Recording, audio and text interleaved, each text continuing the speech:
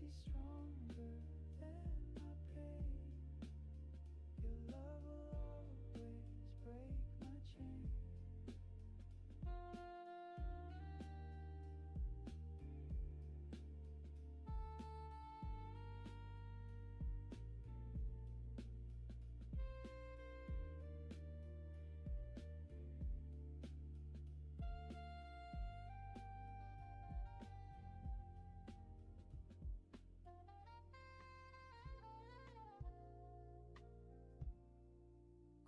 Can't hold the risen King.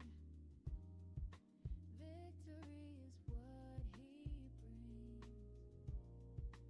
Every tear he wipes away. Jesus shines like breaking day. Crumble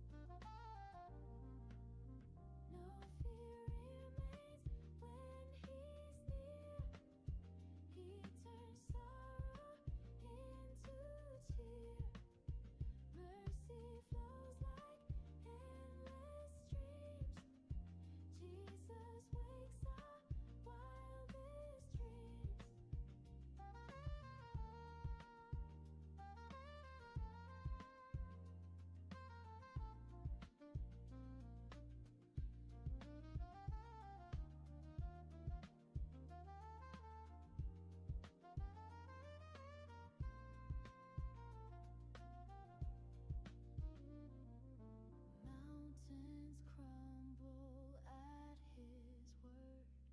Chains are broken, hearts are stirred. Darkness flees, the light will reign. In his power there's no pain. No fear remains when he's near. He turns sorrow into cheer. Mercy flows like endless streams. Jesus wakes our wildest dreams.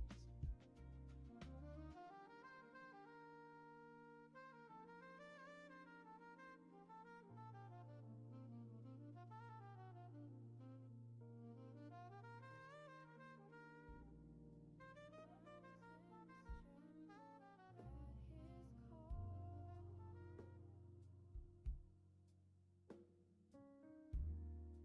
chains will break and giants fall.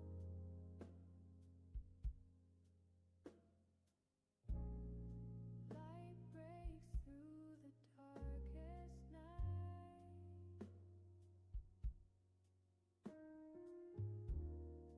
Jesus' name brings endless might.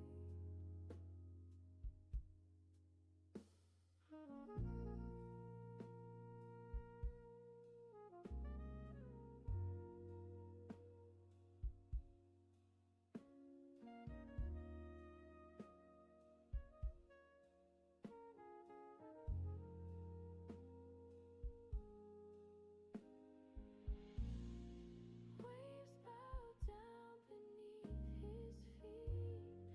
Storms are calmed by love so sweet. Hope ignites in hearts so frail. Jesus reigns and will not fail.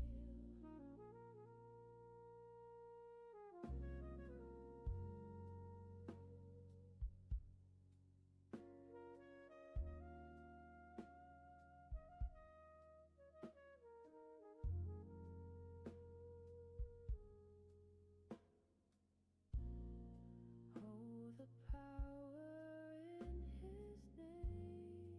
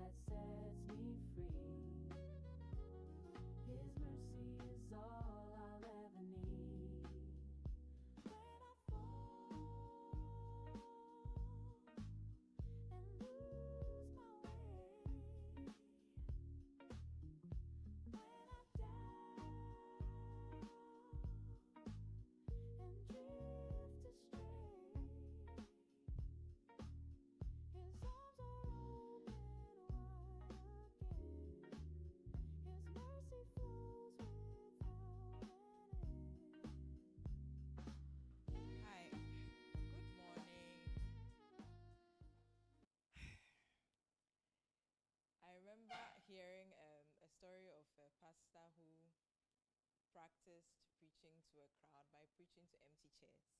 So as discouraging as the fresh air here is, let's just say that this is our first program for the year, so it shouldn't shake us too much, all right? So, good morning, everybody. This is Empowering Female Minds in STEM with our 2026 Research Symposium. I'd like to welcome you on both online and here in person. We are expecting a few more people and one more speaker to come here in person. I would like to also thank you for your time, because this was done in I'll say 2 weeks, put together in less than 2 weeks.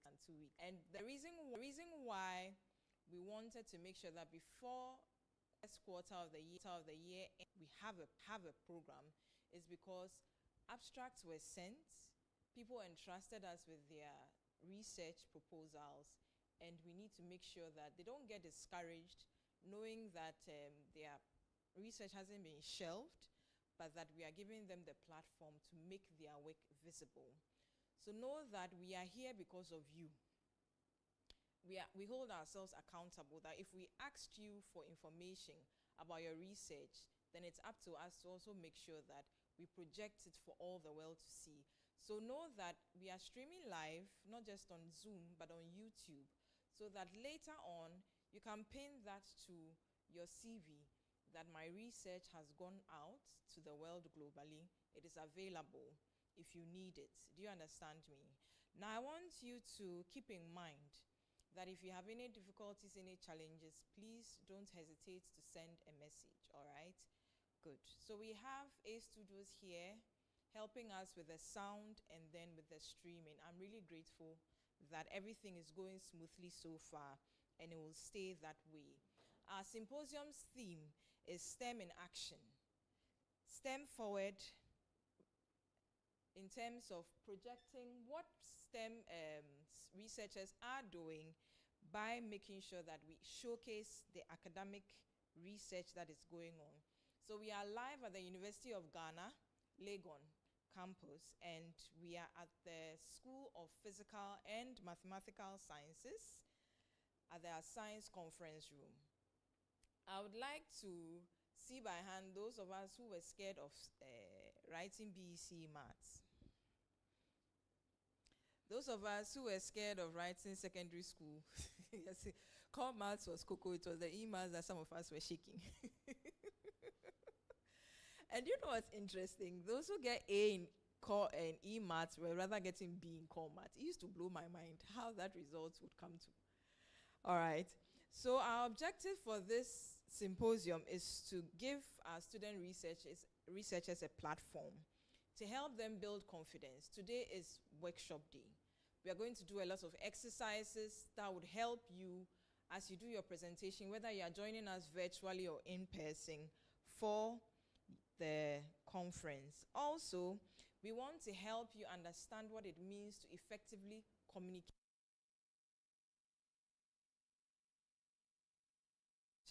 Are not able to explain. I think there's this term, if you're not able to explain what you do to a 5-year-old, then you don't know how to explain what you do. Have you ever heard that expression before? That if you can't dumb it down for your local fitter, for the pure water seller to understand that, oh, this gene therapy research I do actually affects the fact that if you give birth to a sickling child, this and this are the interventions this research can do. All right. So I want us to be able to know how to communicate science effectively. That way, in 20 words or less, you know how to tell people what you do. Then the last objective is to help us navigate how to publish in peer-reviewed scientific journals. I want your name to be together with your supervisor's name in a research journal. Have it in reference. It would be there in store. As for the internet, it never forgets. So today, 26th March, and tomorrow, 27th March, we are live from the Science Conference Room for the Empowering Female Minds in STEM Research Symposiums. So today, like I said, today is workshop day. and is structured such that we are going to train all participants in self-awareness and confidence, public speaking, and presentation skills, as well as effective science communication and scientific publication. Now, I want you to know that by the time day 2 comes, whether it is poster presentation you will put up, whether it is the oral presentation you stand to give, or you would be giving the thesis style lightning talks, you should confidently do it without bowing your head, all right? So, we want to hand over to our virtual participants to introduce themselves. So we start, could you please show me there so that I can call them by name? So we start, you unmute yourself, then introduce yourself, where you are joining us from. Then we move to the in-person participants. Are you ready? You will talk. Let me get your microphone ready. All right. Nyasha, I'll start with you. The rest, can you please change your names? You can right-click on your Zoom ID and change the name that is showing. Sorry for the left. Nyasha, please unmute and then introduce yourself.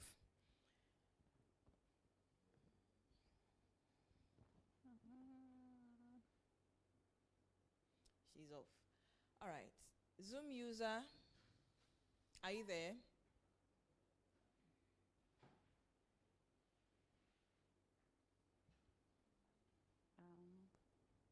Hello. Hi. Hello. Hi, Nyasha, we can hear you. You are live and clear. Good morning, everyone. Good It's good to morning. meet you. My name is Nyasha Subanda. I am from the University of Zimbabwe. I'm a final year clinical biochemistry and toxicology student. I also run a community health empowerment initiative, and I'm passionate about sexual reproductive rights and sexual health rights. Thank you. Thank you so much, Nyasha. Thank you. All right. So who is Zoom user? Oh, Cornelia, are you ready? Please unmute Hello. and introduce. Yeah, please go ahead. My name is Grace Echa. I'm joining you from Kumasi. I'm a past student from University of Health and Allied Sciences. Okay. And I studied health information. And my research is on digitalizing child health nutritional register for quality data in the health and Ghana Health Service. So that's currently what it, but I'm done with school. That was in December last year. Okay. Congratulations. All right. Who is next? Cornelia? Will you go? Hi, everyone. Hi, Cornelia. Happy to be here. I'm Cornelia Koinudonko. I'm a biochemistry graduate from the Kwame Nkrumah University of Science and Technology. Okay. And currently serving as a research assistant in the malaria lab at West African Center for Cell Biology of Infectious Pathogens, WACBIP. And I'm also going to be a medical student. I'm starting this year still with the University of Ghana. All right. And I'm pleased to be here. Hopefully, I'll be able to join God willing tomorrow to share my undergraduate research with you all. All right. We look forward to it. Okay. Look forward to seeing you all too. All right. Thank you. Rachel.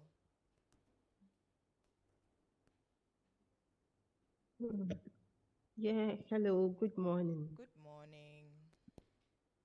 Yeah, my name is Rachel, and I'm currently a GIS a GIS analyst and cloud developer at a UAV company. Okay. I studied geography at the University of Ghana, and my research was in malaria, applying spatial data and analytics to assess malaria in Lankwantana, Madina district. Okay. And I live in Accra. Okay. Thank you so much for joining us. All right. So we would like to hand over to our founder and the head of the advisory board for empowering female minds in STEM. So Anna would be joining us. So this is Dr. Anna Olanrewaju. When she started FeMS in 2021, In fact, the idea started in 2020 after COVID and the lockdown. As a PhD student, lack of support, you are the only African female in the room, in the lab, in the lecture hall. And that lack of community and support is what is the reason why she established Empowering Female Minds in STEM.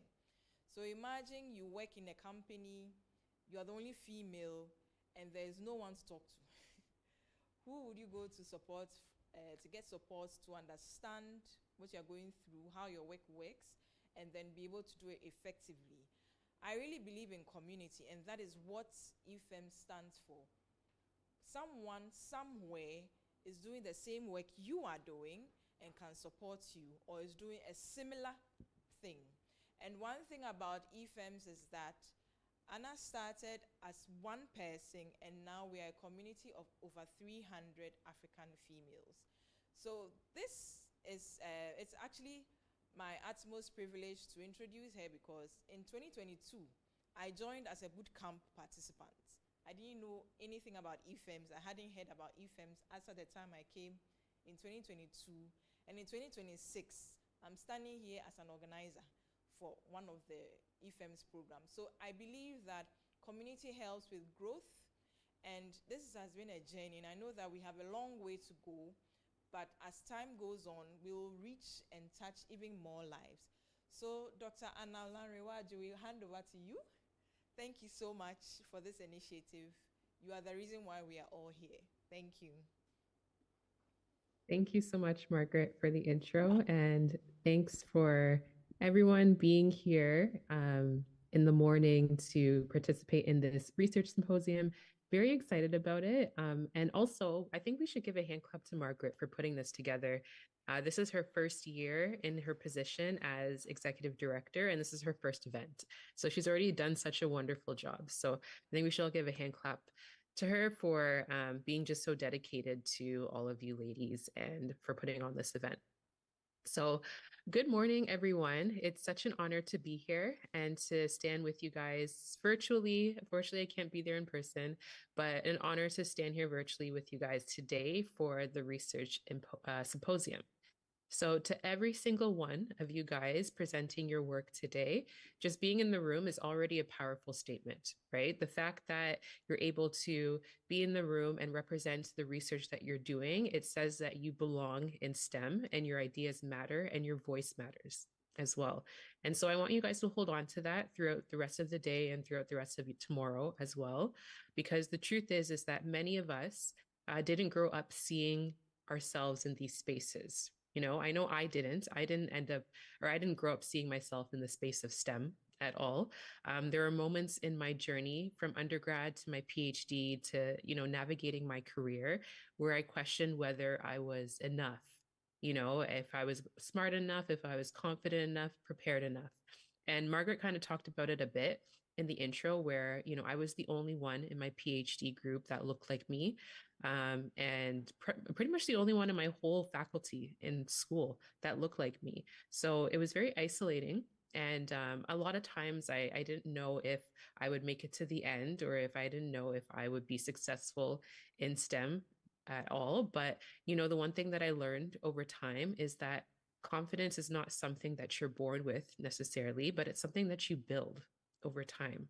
Right. And programs like, FeMS, what we're doing today, the research symposium and other programs that we do, and even just FeMS as a whole, that's literally why we exist, to help you guys to gain confidence in what you can bring to the table as a woman in STEM, and so that you can build your confidence over time. So, at FeMS, we're very intentional about how we structure our programs. And, this is not just about teaching you guys how to do research, because you already know how to do research. That's why you're presenting your research. You're already doing that. But this is about helping you understand yourself, right? Who you are as a scientist. What are your strengths? What perspectives do you bring that no one else can bring? Because everyone here is an individual and you all bring something different to the table. right? And I really believe that self-awareness is the foundation of confidence. So being self-aware with what you bring to the table, being self-aware about who you are and what your qualities are, because we all have really great qualities about us that the world needs. And so when you know your strengths, you stop shrinking yourself, right? Because some of us, when we're in a large room, maybe with a lot of other people that have higher statuses than us, sometimes we often just shrink ourselves. We just keep to ourselves, stay in a corner, don't say anything, right? But I really think that your strength is, in making yourself big and not shrinking yourself. So when you understand your value, you stop waiting for permission from other people. And when you trust the voice that you have, that God has given you, you start using it. Right. And this is an example today of you guys using your voice to share your research with us. So confidence doesn't come from having all the answers. Trust me, no one has all the answers at all.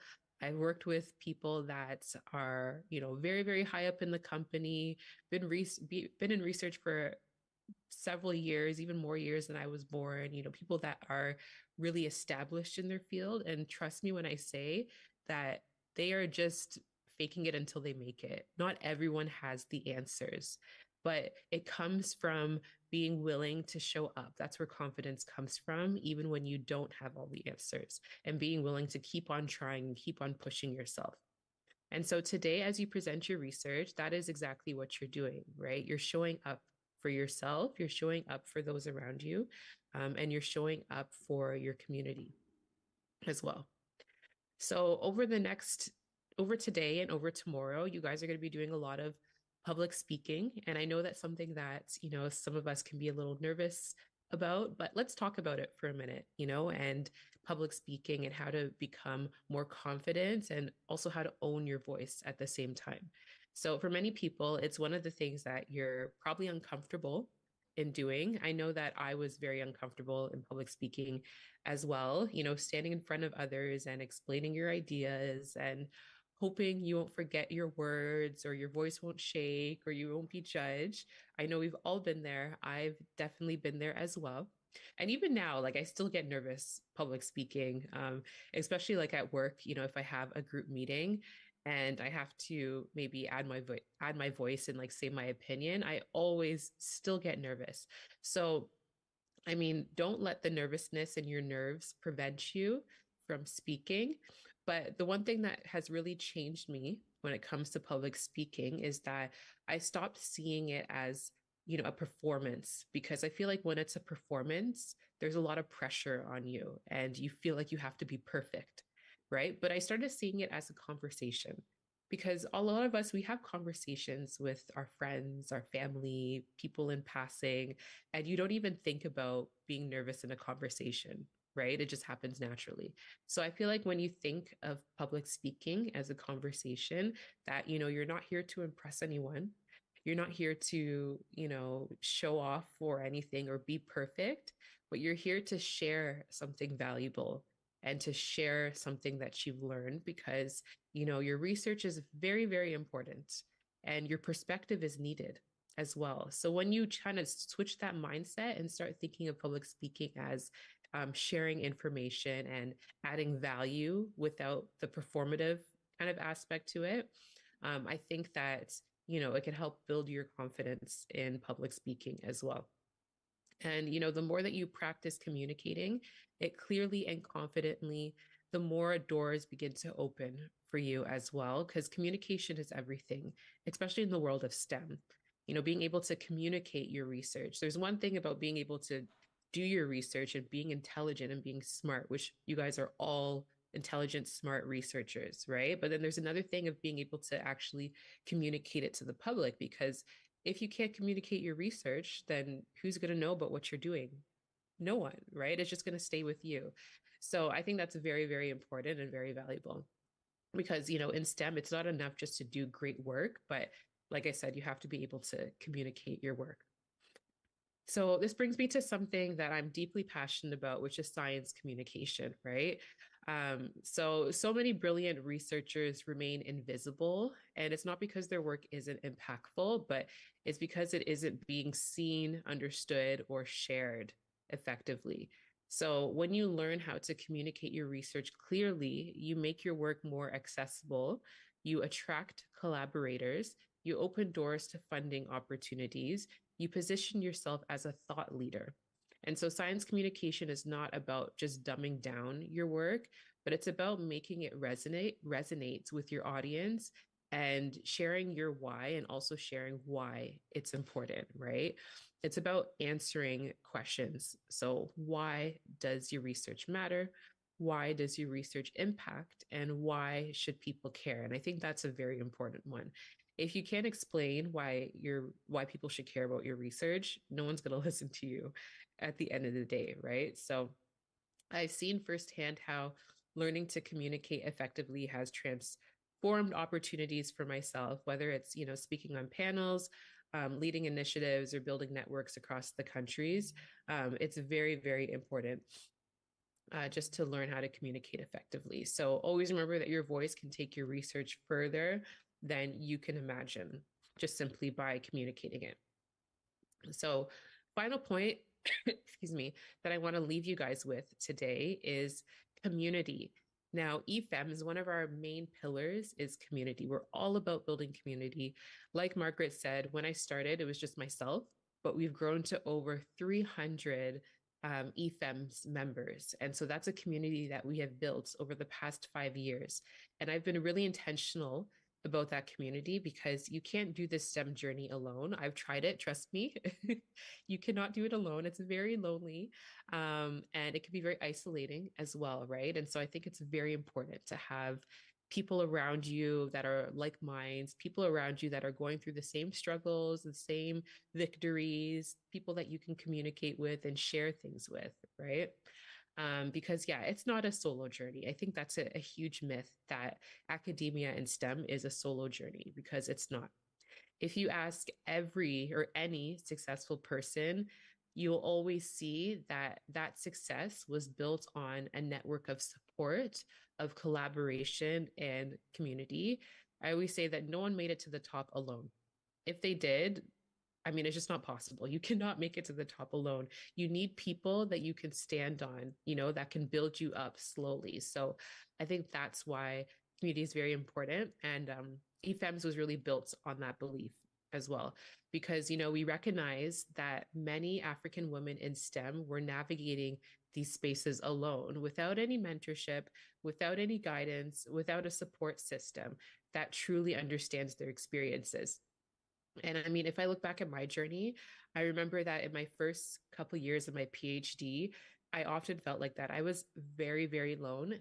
And when I tell you that I struggled with my research, I think in the first 2 to 3 years of my PhD, I didn't really get any results at all. I was working like every day like crazy, but I just couldn't make my experiments work, and I just wasn't getting any, impactful results. And it wasn't until I went out and I found my own community, and I really leveraged social media for that, of finding other women in STEM that were doing similar things, that looked like me, that had similar mindset as well. And I'm not even joking. Like, once I did find my community, I felt that I became more confident in myself. I was able to, do more impactful research. I was more motivated. And I really felt like that's when my PhD journey, just kind of took off, when I found community. So I don't think it's a coincidence.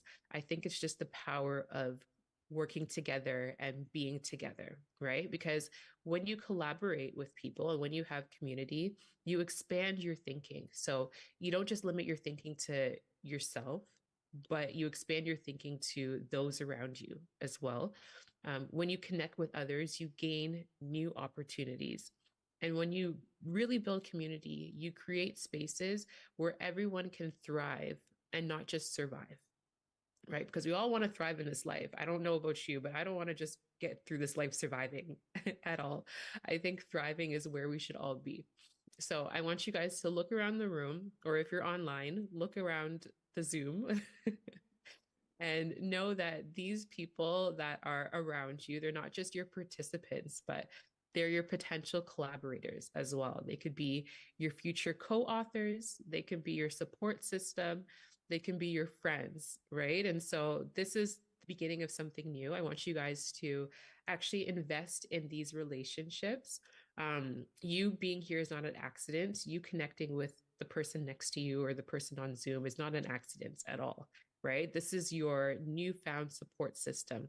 Because when I tell you that your network will carry you through moments when your confidence feels low, that's when your network will come and support you and lift you up.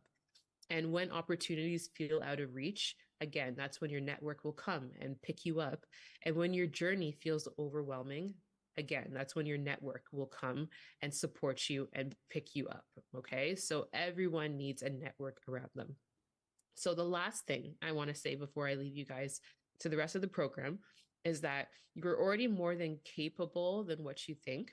Okay. You don't need to wait until you feel ready. You don't need to wait until you feel perfect at all, because growth happens when you step forward, not before. For you to grow, you need to take that initial step. Okay. If you just stay where you are, you're going to stay stagnant forever.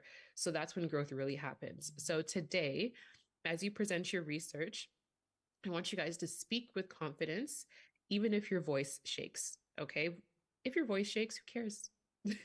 It's natural. All of our voice shakes, right? So still just speak with confidence through the fears. Okay. Own your work. This is work that you guys put the effort in doing. You spent hours, you used your brain, you worked hard. And so I want you to really just own your work, even if you're still learning. No one here is an expert. Okay. So still just own it and take up space. Don't be afraid to take up the space that you're in, even if it feels uncomfortable at times. Still take up that space, because you guys really do belong here. Like I said, you're here for a reason. And not only do you belong, but you have the power to shape the future of STEM as well. So always remember that your ideas matter, your voice matters, and your presence here today really matters as well. So thank you guys so much for this opportunity to open up the whole research symposium. And I can't wait to hear all of your incredible work. And I hope you guys have a great time over the next 2 days with us at FeMS. So thank you so much.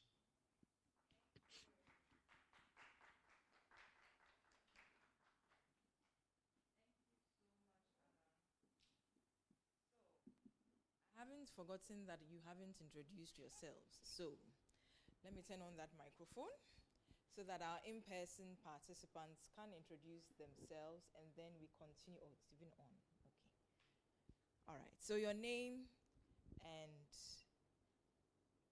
where you joined us from, coming to this place. Hi.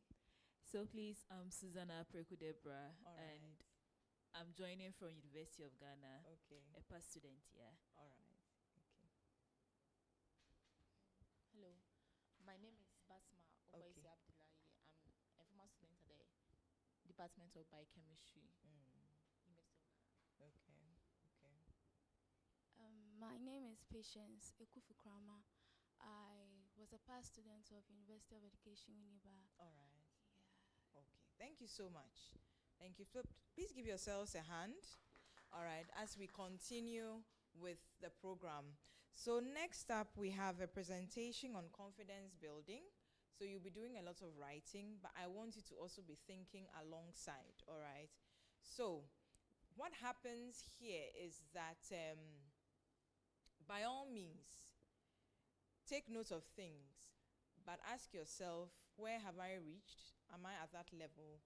What work do I have to do to get to that level? Now, we know that, in fact, and Anna also mentioned it, that no one is born confident.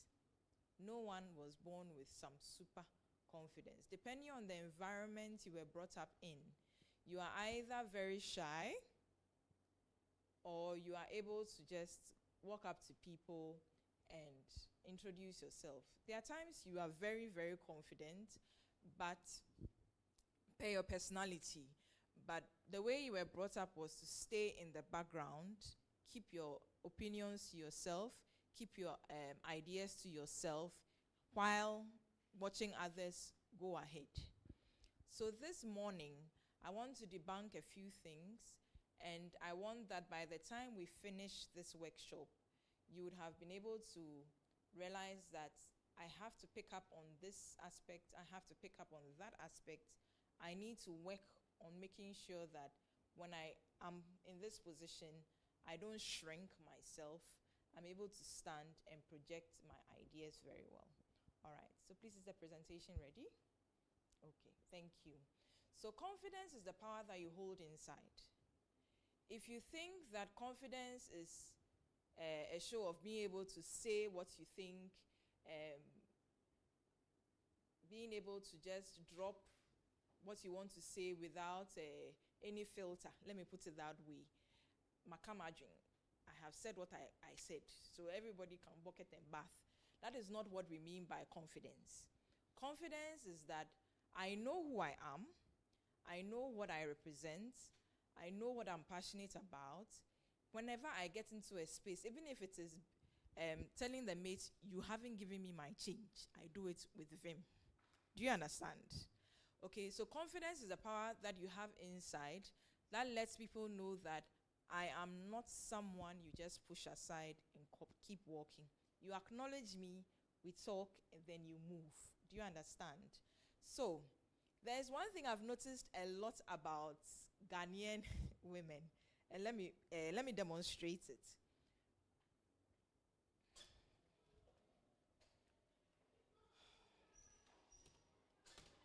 So we knock, we enter, and then we do this. Then we turn. Then we go like, okay. Then we move sideways. Then we enter the room. How many of us do that? I used to, till it was brought to my attention. When you are entering a room, know that you belong there because either you are coming to ask for something or you are coming to provide something. Do you understand? Do not be afraid to own a space. So when you enter a room, knock with confidence, enter, let the door handle itself. Don't turn your back to those inside with you. Enter the space, approach whoever is right in front of you or nearby, and say what you want to say. Please help me with that. All right. Please, next slide. Now, I want you to know that the way you see yourself will either lift you up or it will hold you back. I've already said it. Confidence, we weren't born with it. Nobody was. Please have it at the back of your head. Nobody was born confident. Either you grew up in an atmosphere where you are free to say what you want to say and no one is going to penalize you. But if you come from a typical Ghanaian household, a child is seen, you are not heard. So if you keep growing up that way, you are most likely to be the most quiet person in the room. All right, nobody was born confident. Confidence is something you build from the inside out. Please, next slide. I also want you to understand that your presence matters. There's this perception that if I'm in, it is not full. If I'm out, it is not empty. Please, do not see yourself that way. You were born for a reason. We are all discovering the purpose for which we are born. Even if you haven't been able to niche down on what you think, this is why I came, this is the talent I have, and this is how I am using it, by all means know that you matter. Your presence in the house matters. Your presence in the trotro matters. As the Kenyans would say, the matatus. It matters. Why? Because if you weren't there, the conductor wouldn't get his fare, and his car will be half empty, and he will still use the same amount of fuel to go and come. But your being there means that he also has revenue. Please, do you get it? So don't make anybody feel less. I have this thing where I have to correct.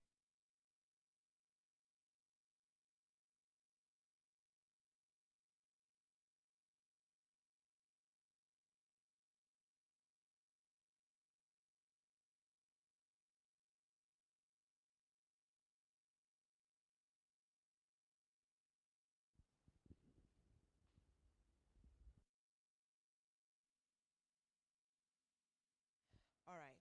So moving on. Your skills matter. What have you learned over the years? Can you do beading well? Can you cook and then everybody eats and licks the plate? It is a skill. Do you understand? Are you able to smile and then everybody's day brightens up? It is part of you. Own it, all right? Are you such that if you enter a place and the whole thing is disorganized, all you have to do is put this here, put this here, put that here, and the whole place is in order and everybody appreciates it? Own it. Enter a space and let them know that you are also here. Okay? Don't we have that thing where secondary school students write on their walls, this person was also here some. I also came to this school, all right? And then they write it as with graffiti and then end up messing up the school wall. But they want you to know that me too, I came to this school. Your presence, your skills, and your voice. I want to hear your voice project with confidence. I wasn't like this. I couldn't stand and face people and look them in the eye, eyeball to eyeball, and talk to them. It was developed over time. What did I start with? Dawn broadcasting. Going around the houses, even if I bad, there's no one there to laugh at me, isn't it? So that is how I built confidence, by speaking into the air to people about Jesus. And they are in their beds.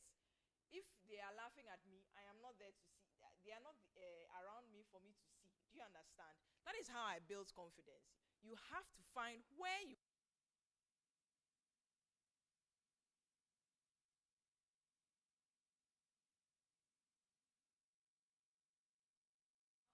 teaching adults for Sunday school. Hey, my bad. All right. So please write it boldly in on your sheets of paper. I matter. Capital letters with exclamation mark beside it. I matter. Put your name there. I, Margaret. I matter. All right. Please, next slide. Okay, so your accomplishment should be a source of self-assurance and appreciation that I've also been able to accomplish something. When I attended this workshop called I Am Remarkable, where we were taught by these reps from Google how to put together what we call a bragging sheet. What I can talk about that me too, I have also done some. I have also accomplished this. So when people are talking about what they do, because a lot of people find a sense of self-accomplishment by the car they own, where they live. This is my area. This is the house I live in, where they work, who they know. That's someone's sense of accomplishment. Oh, I also know John Dramani Mahama. The last time we went to have dinner at La Palme, that is also their sense of confidence, where they get their accomplishment from. But I want you to know that you have also achieved something in this life. Sit down, think about it, pen it down. When you put your accomplishments into words, write it out yourself, it's easier for you to say it. It's very important. If you can't tell yourself that I have accomplished organizing a program that was streamed live on YouTube and is available all year round, forever and ever, as long as the internet remains, everybody will see that I also spoke at a program. Write it down. It is easier when you write it down and you face the words that, oh, I've also accomplished this. It is easier for you to tell people.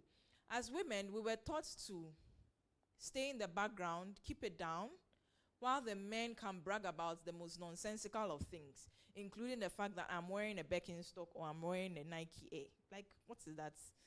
That is someone's sense of accomplishment. But you have been able to fish out certain information. A whole community is doing well because of that information. Yes, I know that quite a lot of our research is sitting on shelves. In Ghana, we have so much research in our university libraries that are gathering dust. Yes, we haven't been able to get funding for everybody to take their research to the next level. That one is coming. But in the meantime, you still did the work. You still did the work. Say it, I still did the work.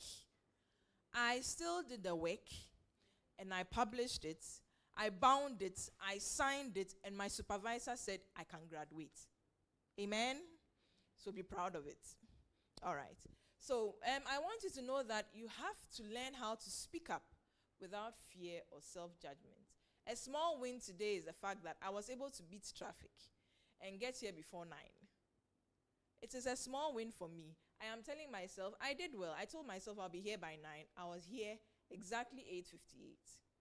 It is a small win. Learn to celebrate yourself. There are days I walk and just go and buy ice cream because I did something that day and I want to celebrate myself. Even if no one tells me you did well, learn how to tell yourself I did well today. It is very important. I did well today. Every time in our heads we go like, oh, let me not do this, otherwise I might mess up. Take that negative self-talk out of your mind and then transform it into positive self-talk. Today, I did well. So learn how to celebrate yourself and your wins, and know how to speak up because your voice matters. If you don't speak, it stays in your head. You go out, the next day, no one is going to say that, oh, we know that you've been coming for meetings, you've been contributing on paper, but once your voice is not going out, people will not feel obliged to acknowledge you. That's how human beings are. There are times you even start contributing. As you are speaking, someone takes your idea and starts speaking. Have you ever encountered stuff like that in meetings? It's very discouraging. But keep speaking. Immediately they learn. Tell them, oh, what I was instead going to say was blah, blah, blah, blah, blah. People will start by stealing your voice. Don't let it discourage you. Still speak up after they are done and let them know that I own the idea. It came from my mind. This is how I see it from my perspective, and this is why it is important. So if you don't know how to trust yourself, trust me, no one will trust you. Oh, seriously. If you do not know how to trust yourself, no one will trust you. Start by knowing that I am capable of putting together a document in 30 minutes so that my boss will get life easier that day. Own it and tell him, say, what work can I do today to make your work easier? By all means. Some of us are doing work we did not envisage we'll be doing after school. Why? Because it's not as if the jobs are sitting there waiting for us. We have to go out there and get them. And it may not even be in the industry where your studies align. But till you are able to get the opportunity to do your masters, please, by all means, where you are, make sure that you start shining there. Please, next slide. All right. So I want us to reflect and write it down.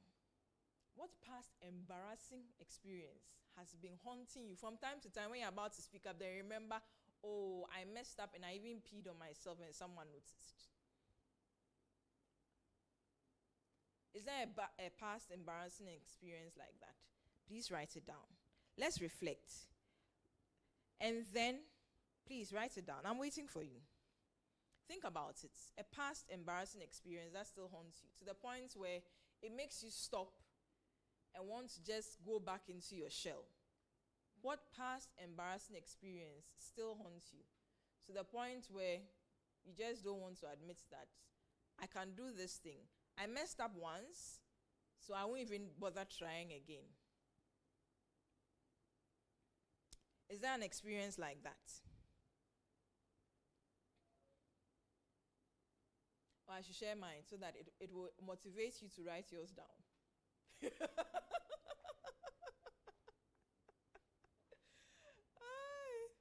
So past embarrassing experience, let me think. Which part? Sending a wrong email to the someone. So I'm supposed to send an email for a proposal to get a venue free. So I was trying to get a free venue for this event so that it would lower our budget. And I sent it to the wrong person with the wrong attachment on top of it. Now I have to, you know how they say explain tire? You have to explain and explain because the person I sent it to was higher than the one I'm supposed to send it originally. Now I'm sending even a wrong attachment on top. So it's like you are incompetent. Think about it. How incompetent can you be? that instead of sending it to my subordinate, you sent it to me, and on top of it, you attached the wrong document. So I'm sending to, let's say, Cornelia. Then I go and put there, Dear Susanna. And then on top of it, too, I send the wrong attachment. Oh my goodness. And then I lost the opportunity to pitch for a free venue. I got another one, but I was late. Fine, I was given the opportunity to speak to the head. And he looked at me and said, 1, you didn't honor our time. 2, this is the reason why we wouldn't give it to you. It's a past experience that haunts me, but it does stop me. I have to still go around and look for space so that this meeting can come on. All right? So I want you to know that as for the experiences, you will mess up. You will mess up. There are times I'm even, just say, brushing my teeth, and I have to grit my teeth because I remember something that was embarrassing. I have to learn how to laugh at myself so that I release myself from guilt and shame. Do you understand? If you don't know how to say, hey, you won't be able to get past, I have been foolish before. Tell yourself, oh, I have been foolish before, but we've learned, we won't do it again. Move past it. Do you understand? Learn to move past your embarrassing experience. Then what doubts haunt you and make you hesitate? Okay, it makes you so hesitant that you wouldn't take opportunities. Have you written a letter before that bounced or exploded in your face? Have you spoken to someone and the person went to spill everything to the wrong people, and then you became a topic of discussion? Do not let it stop you. You will make mistakes. Learn to realize that you are human. So as for the mistakes, they are there. So when you remember a past experience, learn to laugh at yourself and tell yourself, I have learned my lesson. It won't happen again. Okay? First fool, no be fool. Amen. All right, moving on. Next slide.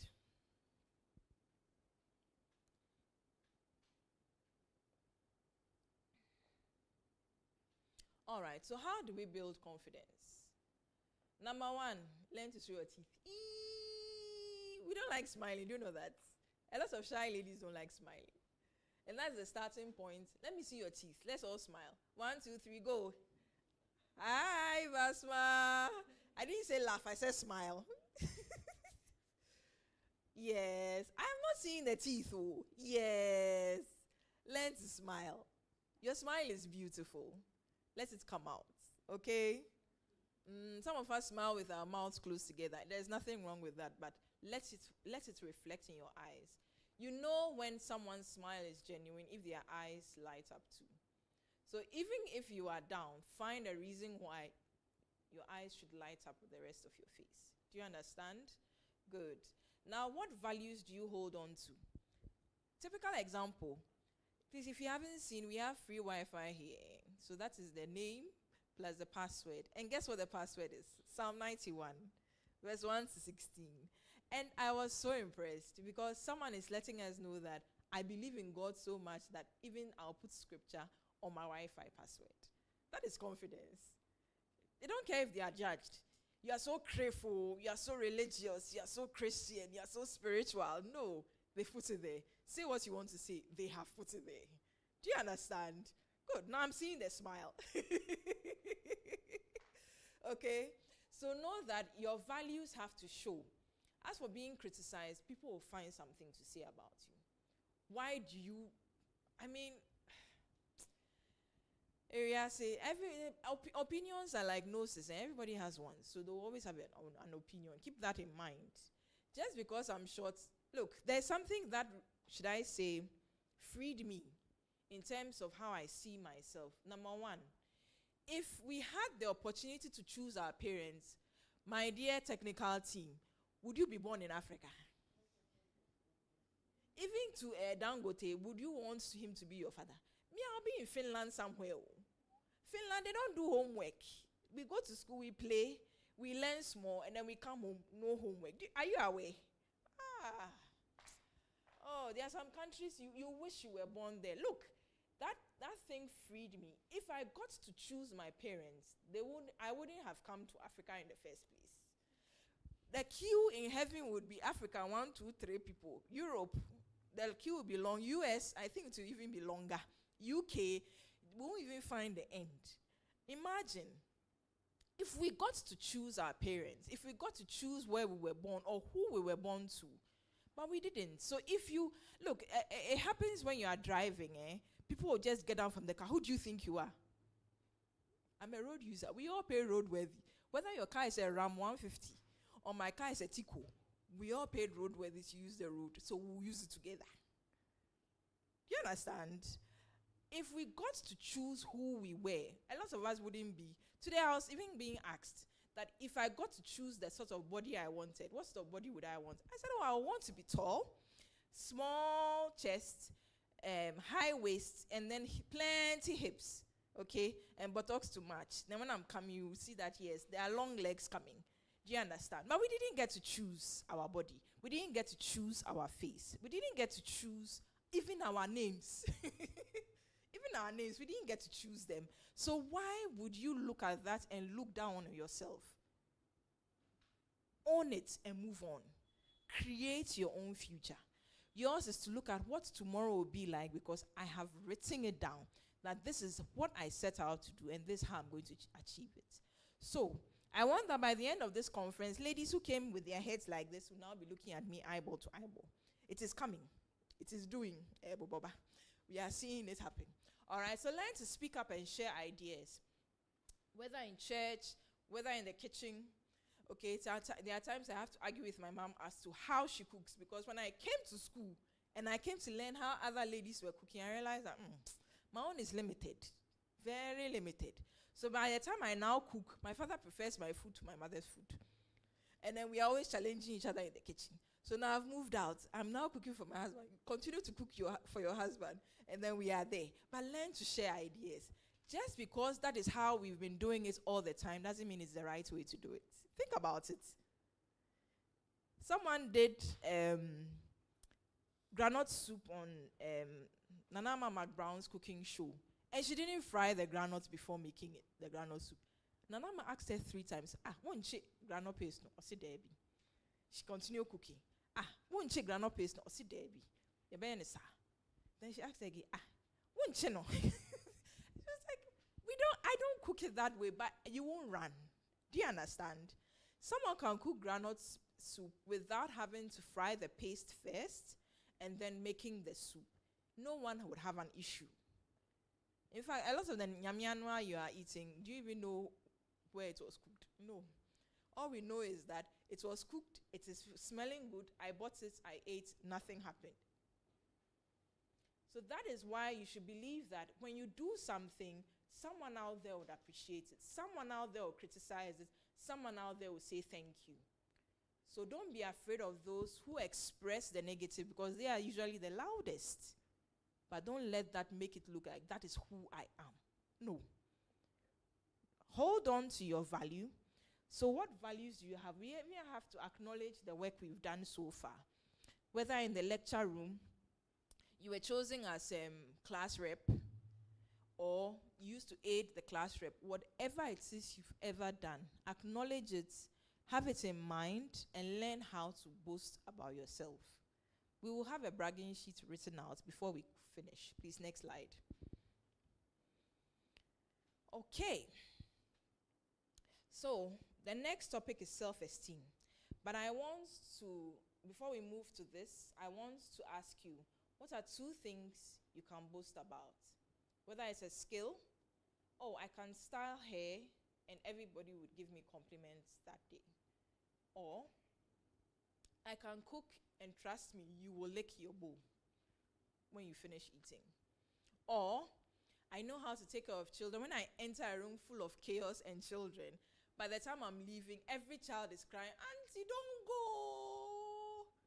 That is also something you can be proud about.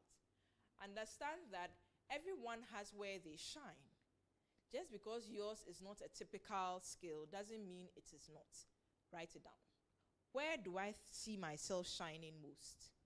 Where do I see myself shining most? Is it in a marketplace? Is it in a business negotiation? Is it when I sell stuff to people, people want to come back and buy from me because I treat them well? Where do you shine the most? Just write at least 2 things. Where do I see that I shine the most? All right.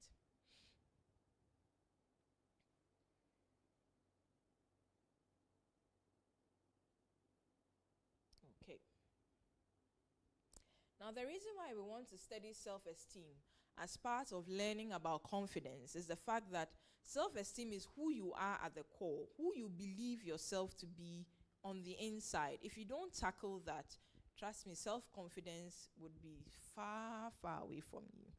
So self-esteem is who I am at my core. Please, next slide. Moving on. Self-esteem is your sense of worth in who you believe yourself to be at your core.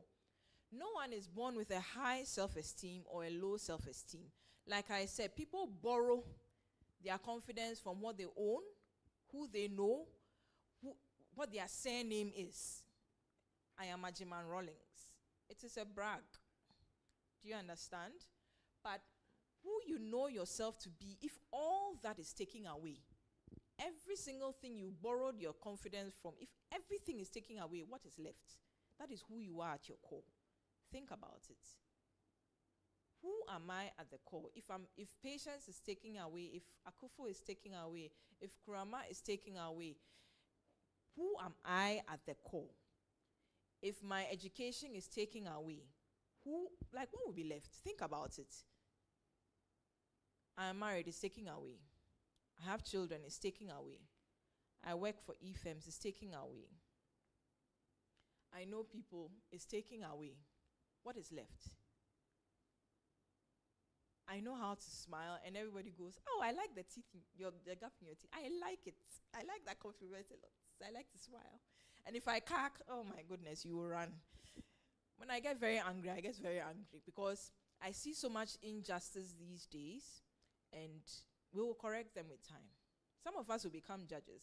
Some of us will be in government to shape policy. We'll see that all those things are turned around. But in the meantime, if every single thing you have put your confidence in is taking away, what is left? That is where your self-esteem should come from. What do you hold so dear? I will not compromise on being talked down to. I would ask you, for me, if you say something dumb or something that I think is inappropriate, my reaction is, I beg your pardon. It's my nice way of saying, what the hell were you saying? Okay? Make people realize that they spoke in a certain way that was not appropriate. Hold on to certain values. There are certain things I don't compromise on. I came into a room to have a meeting. Then the chair is, let's say, here. Then you have someone who thinks you don't belong in the room, start pushing your chair somewhere. Or bringing other people out and your chair is pushed out. What do? For me, I'll just immediately stop, look at the person and say, is something wrong? Or am I in the wrong place? They would have to now think about the fact that you realize that this is what they are doing. Who you are at your core is because you hold on to the belief that when I go buying something and you don't even look at me, but you are looking elsewhere, I'll walk away. You're not the only person selling that thing. I will walk away. Because I believe that if you are doing a service, providing a service, look the person in the face. Talk to them. And then you can move on with what you were doing. I really believe in that. It shows respect. It shows that you honor the person's presence. What do you hold on to? That if every other thing is taken away, that is what you know, it's who I am at my core. Okay? So no one is born with high or low self-esteem. We learn it from our interactions with the world from birth. So from birth, I was told that whenever there is buffet at church, I'll sit down and I'll tell the usher, please, I have to be served too. I didn't know where I learned that from, but I'm sure it is from watching adults do it. So, is it right? Is it wrong?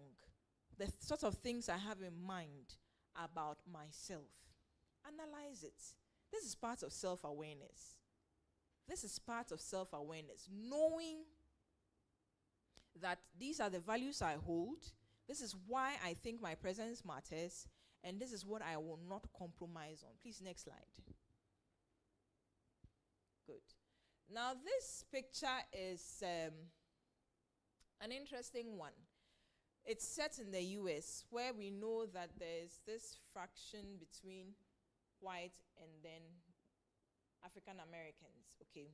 Now, we have an interaction between three people in a community. One is greeting. You can see that the other one is also receiving the greetings.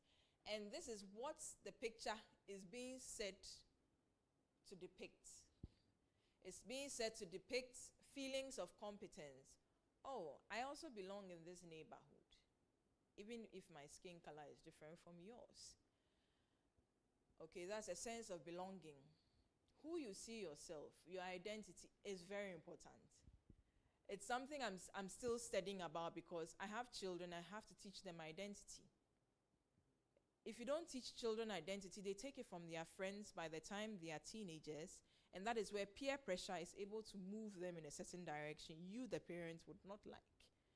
Now, self-confidence is in the fact that, oh, I can greet even the mayor of Accra, and he will respond. Even if he doesn't, I'll look at him again and tell him, oh, Papa, okay, good morning.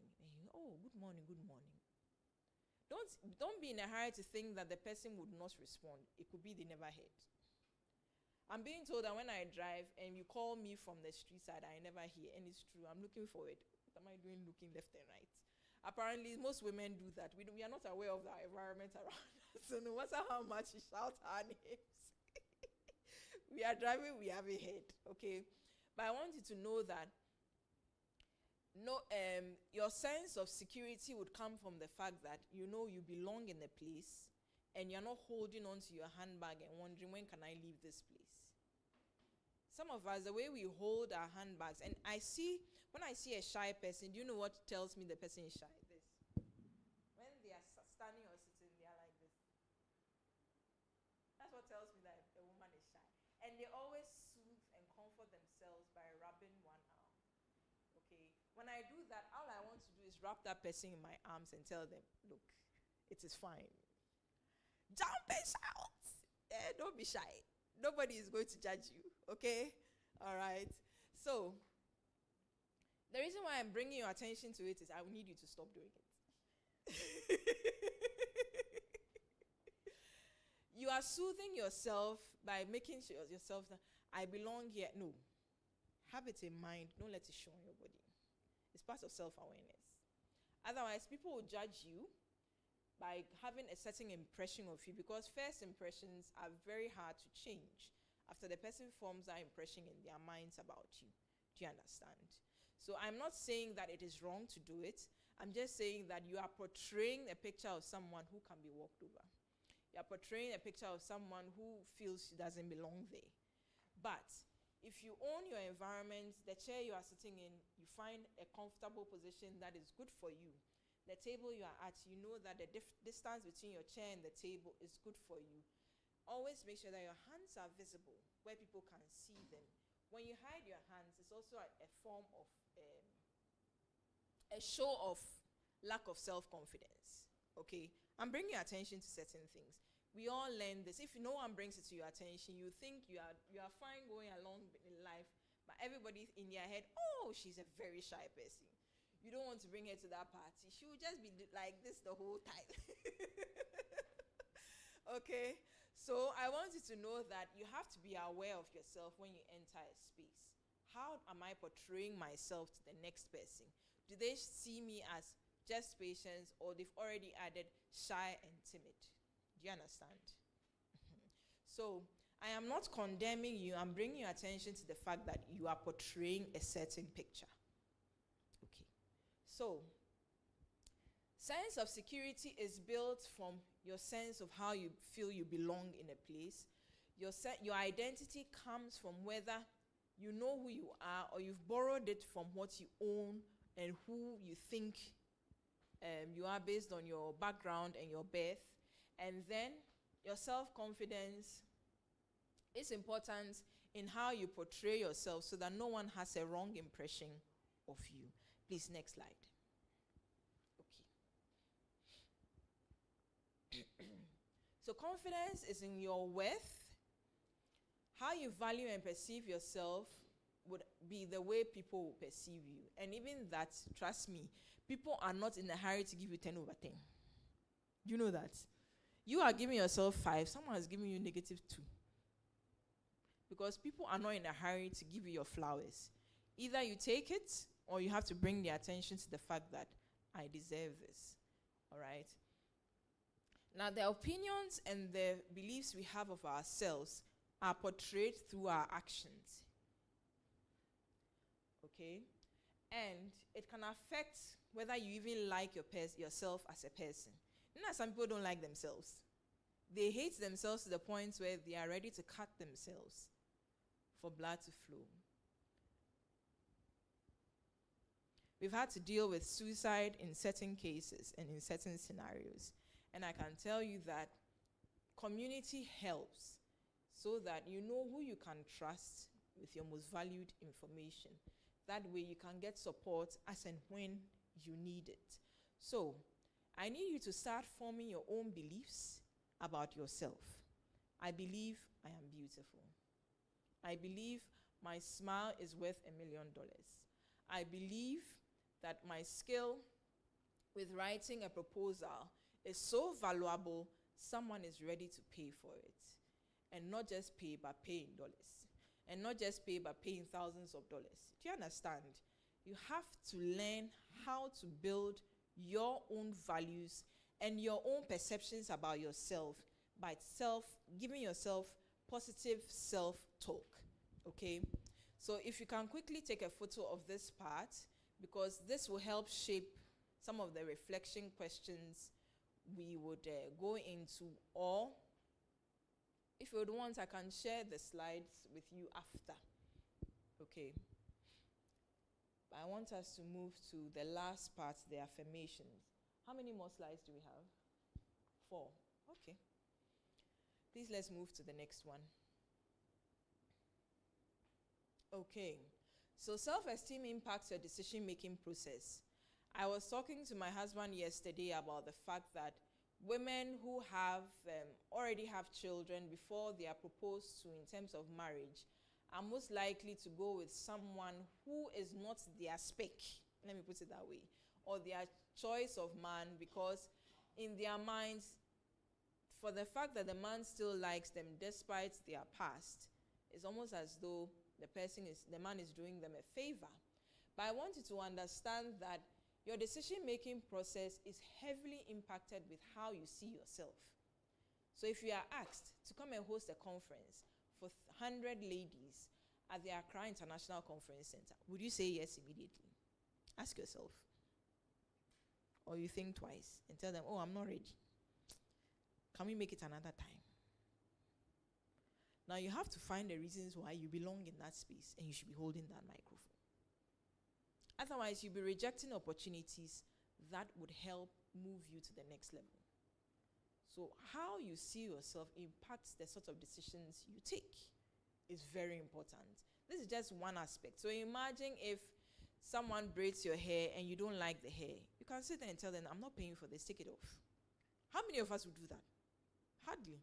Ghana, you pay for it and you go home and cry. You go home and cry to stay on your head too, okay? But how you see yourself impacts the decisions you make. It's very important. That is why you need to form the picture. This is, and especially how you see yourself in the future would help you know how to write out your values for today, because you are building towards somewhere, okay? So your relationships are also important. Who you want to be, try and find a network of people who are moving in that direction. It's very important. Start from somewhere. I started on LinkedIn with 2 connections, and now I even have to go and count, okay? I want you to understand that joining these small groups, talking to women who think even higher than myself. Recently, I met a woman who is the head of, is it the Ghana, is it Marketing Alliance or Communication Alliance? And she told me the network of women she works with. And I told her, hey, can I also apply to your network? She said, yes, you are welcome. I said, hey, people like the CEO of Telisa and the rest are in that network. I said, do I belong there? She said, Margaret, apply. So now I enter that room. Trust me, the women are ready to hold my hand and lead me. So now you're working with a CEO. How do you think your sister will see you? How do you think your mother will see you? But you first have to realize that you belong there. Where you want to get to, you have to find people in that space and connect yourself to them. LinkedIn has been a very, very, very huge game changer for some of us. There are people, if I see them in person today, and I tell them, oh, I'm your connection on LinkedIn, they are ready to hug you. Like, oh, we know it, and I can mention your name too. Imagine, if I even remember even just the surname, and you see them in person, I'm like, I'm so happy to see. I met Ajin Asari's son. Let me give you this example. At a conference, I just walked up to him. I was walking with my mother, and I said, it's nice to see an IG, someone I follow on IG. He was like, oh, you follow me on IG? I said, yes, yes, yes, yes. And then I mentioned his middle name. And I was like, oh, okay. Then he hugged me. I was like, okay. Then my mom asked, do you know him? I said, no, I follow him on Instagram. She said, how do you walk up to someone for them to hug you? Do you understand? That is where it starts from. Social media has been a game changer in leveling a lot of playing fields. Who knew that an honorable can come and like your post because you said something sensible? And then now I screenshot certain comments people make on my post so that when I see them in person, I'll show it to you. Oh, you commented on my post too. Because I know I'm going to see that person one day. Do you understand? I really like social media, not to, at first it got to a point where my self-esteem was going down because I was seeing people doing so well.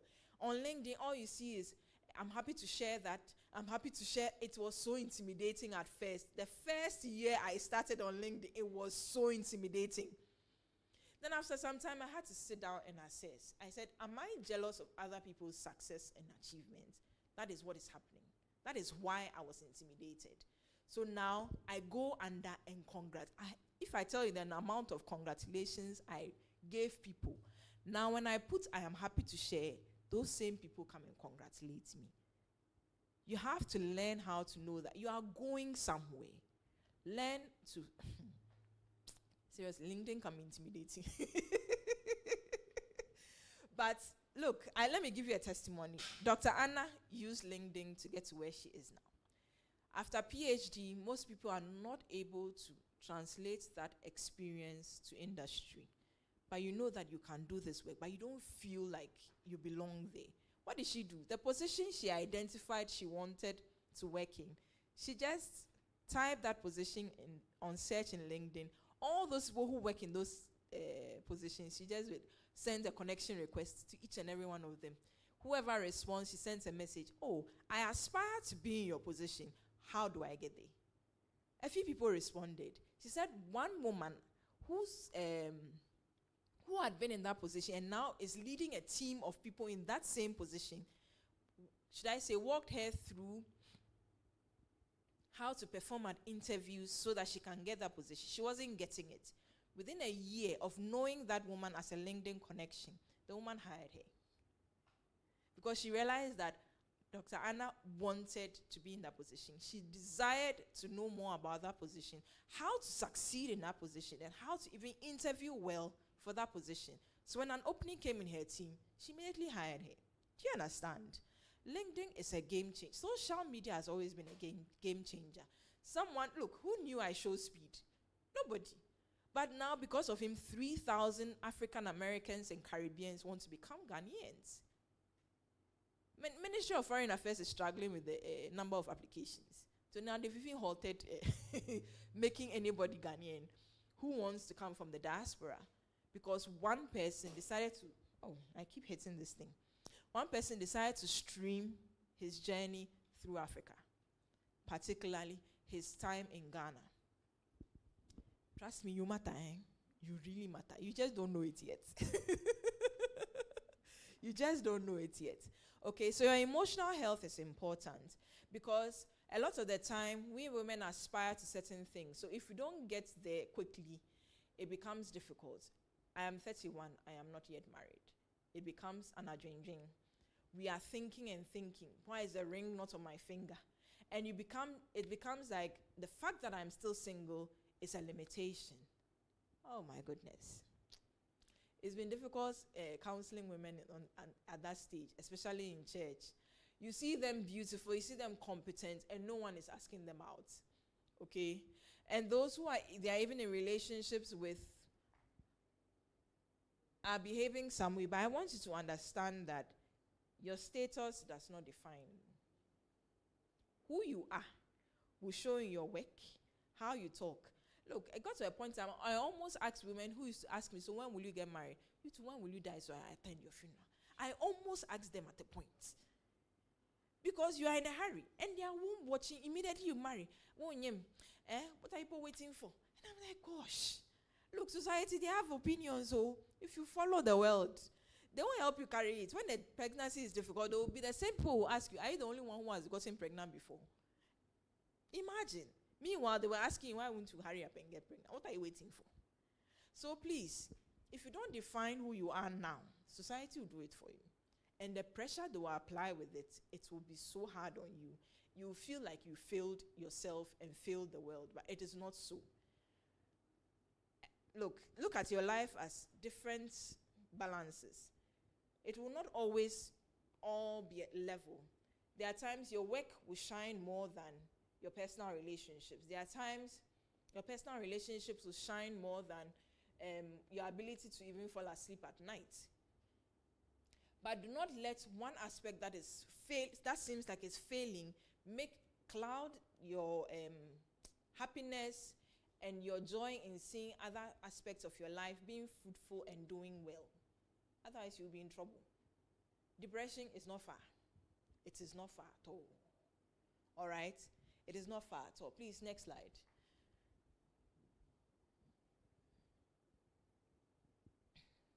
Okay, so have you ever felt that you weren't good enough? Have you ever stepped back when you should have stepped forward? That is why I asked us to take note of the other points that about what we define as self-esteem. The reason being that if you keep saying that I am not good enough to occupy a certain position, you will stop yourself from enjoying certain benefits because you didn't take advantage of an opportunity.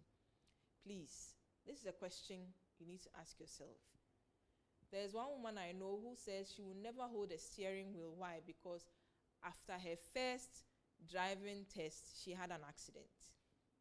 Look, when I was learning how to drive, I had 3 accidents. The first one, I stopped learning how to drive for a year. Then I had to go back. I had another accident. I said, this one we will learn and then we will make sure that we don't. And I had a third. So imagine, you have not even gotten your license yet and you're already having accidents. To the point where I had to repair someone's wall. Okay? That was how bad the first accident was. After the car, till date, I still cry about it, but we move. It's an embarrassing experience, but like I said, you have to learn how to laugh at yourself and tell yourself, oh, I have been stupid before. It won't happen again because I learned. Okay, so if you step back, so there are some women who never drive because they had just 1 accident, 2 accidents, 3, 4, 5. They have what we call, is it behavioral therapy to overcome, I've forgotten the first, it's CBT, not conditional or some, I've forgotten the meaning of the C. If you've had bad experiences before, it does not mean the next one will be the same. So there are times you even have to go through therapy to overcome certain things you think, I would never ever try again. Please, some people will tell you that we will die trying. Do you have that resilience within you? I will die trying. I want to go and study in the US. I will die trying. I want my research to be published in this particular journal I've identified. I will die trying. Have you ever gotten to that point of resilience? This one I will do. Because for me, it's now a do and die situation. Okay, so next slide. Good. So you build your self-esteem bit by bit. We are getting to the end. And one of them is affirmations. I am learning. I am still learning. I have value. I am capable. I am more than enough. Form your own anchor, your own mantra. Mine is, I am a solution center. No one comes to me with a problem. If I can't solve it, I know who can, and I'll refer you to that person. So have your own mantra. Build it from the ground up. That's why I asked, where do you see yourself shining? And then harp on that. With time, you'll be able to build other aspects of your life so that you can add that to your mantra. But learn to speak to yourself with compassion. I grew up being heavily criticized. Heavily criticized. Not just by parents, but by cousins, uncles, and aunties, because you are a firstborn and you have to. It's like there's a standard and you are not reaching there. Meanwhile, ask yourself if they themselves have even hit even base level with that standard they are putting you to. But they haven't. But they put that pressure on children because they feel that way you'll be better than they are. But unfortunately, some of us have this, what I call a critical voice. Your own voice to yourself is so critical, you even run away from yourself. You can't even hear yourself think because you know that you will criticize yourself. Learn how to speak to yourself softly and with compassion. Self-love is something you build. Like I said earlier on, some of us do not like ourselves. But you have to learn how to speak to yourself with compassion. All right, so what mantra do you think so far you can form for yourself? Like I said, free your mind as to, this is how I look, I don't like it. No. We didn't even choose our own birth names. Now there's even this thing where you say, I was sexually assigned female at birth, so now I can change. Hey, the world is getting crazier. Shall we move on? Next slide, please. Okay. Good. So now I want you to be able to repeat this daily. So just take out your cameras, just take a photo. I had this as my home screen picture for a long time because I need to see it and repeat it to myself daily. So you can be all you want to be. You are confident. You can always do the right thing. If you keep telling yourself, oh, this thing, I will mess up again, you will definitely mess up. All right? Then work within your company policies. When you know what people's expectations are, just do what they want and move on with your life. Otherwise, you will kill yourself for other people for nothing. So, we are all going to say this together. Whether you are a participant or a technical team, let's all say it together. Now, let's go. I love, and I can't hear you. I love, we are repeating this whole side. So it gets to myself here, okay? So let's start. Please, those online too, please, you can unmute and speak. All right? Let's go. I love and respect myself. I choose happiness, health, joy. I live my life authentically and honestly. I express myself freely. I design my own life. I am in charge of my own decisions, emotions, and life. I am grateful for my life. I love and respect myself. Keep saying this, it will stick. Like Anna says, a lot of people are faking it till they make it too. Be there and be thinking one day to just land in your lap. It doesn't work like that. All right, so I would like to end here with, if we have any questions at all, any doubts, something you want clarification on, please, whether you are online or you are here in person, please go ahead to unmute and then speak. Anyone with a question for me?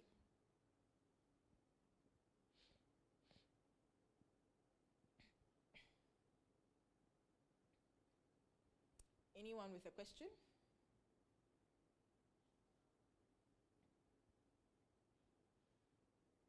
Or can we see the Zoom so that if there's anyone, is there anything in the chat as well? So far, no. Okay.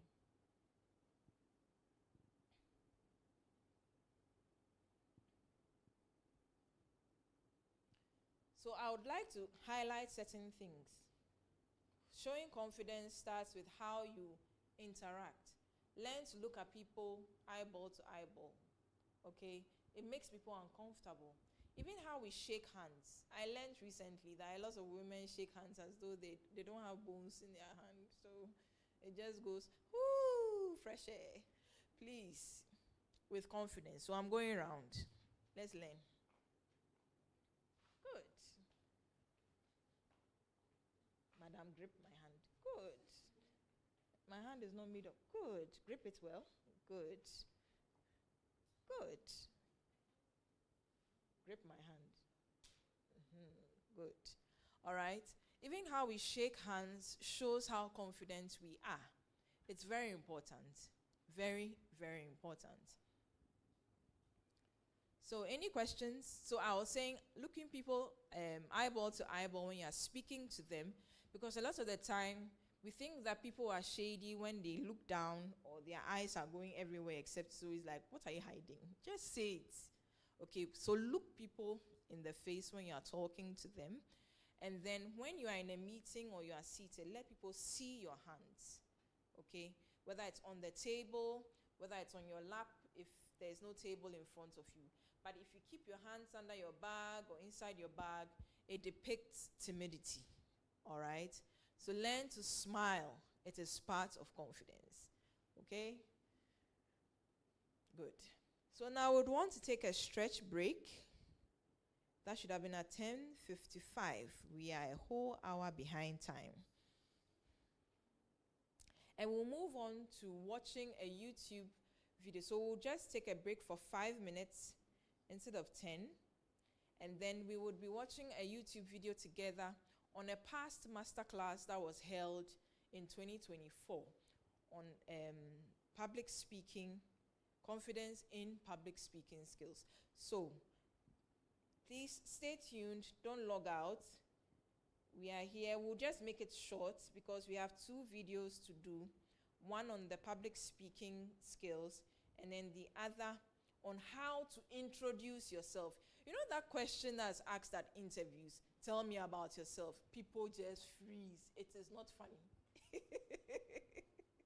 But we want to learn how to do it well, all right? So we'll learn together because this video, I'm still unraveling all the nuggets in it. Then from there, we would have a panel discussion. So we'll take a break here, and then we'll be back at exactly 11:50. Thank you so much. So you can get up, use the washroom, and then we'll be back.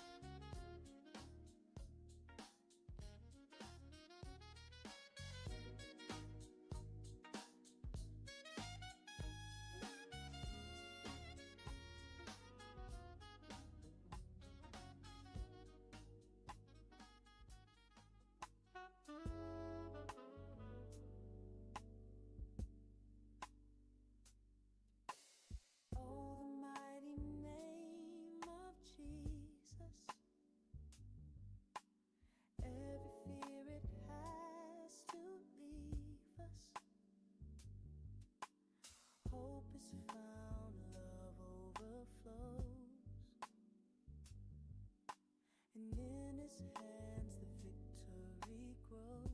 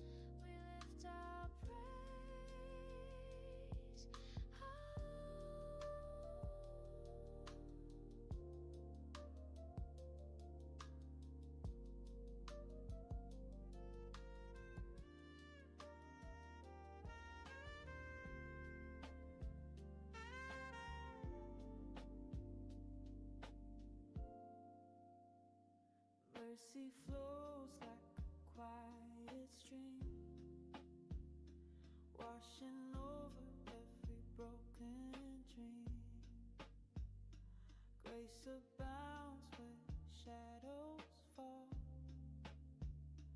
Your love, it covers all.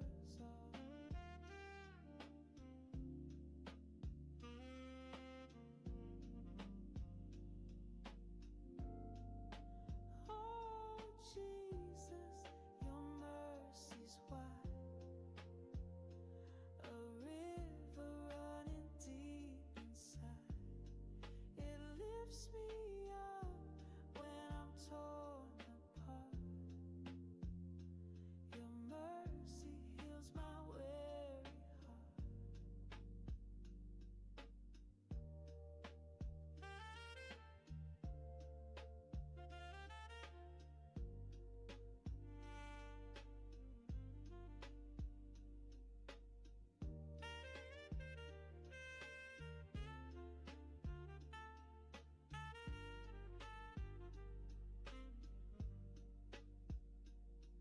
I stumble through the darkest night, yet you are there, my guiding light. Your arms are open, they pull me near. In your mercy, I lose my fear. Oh Jesus,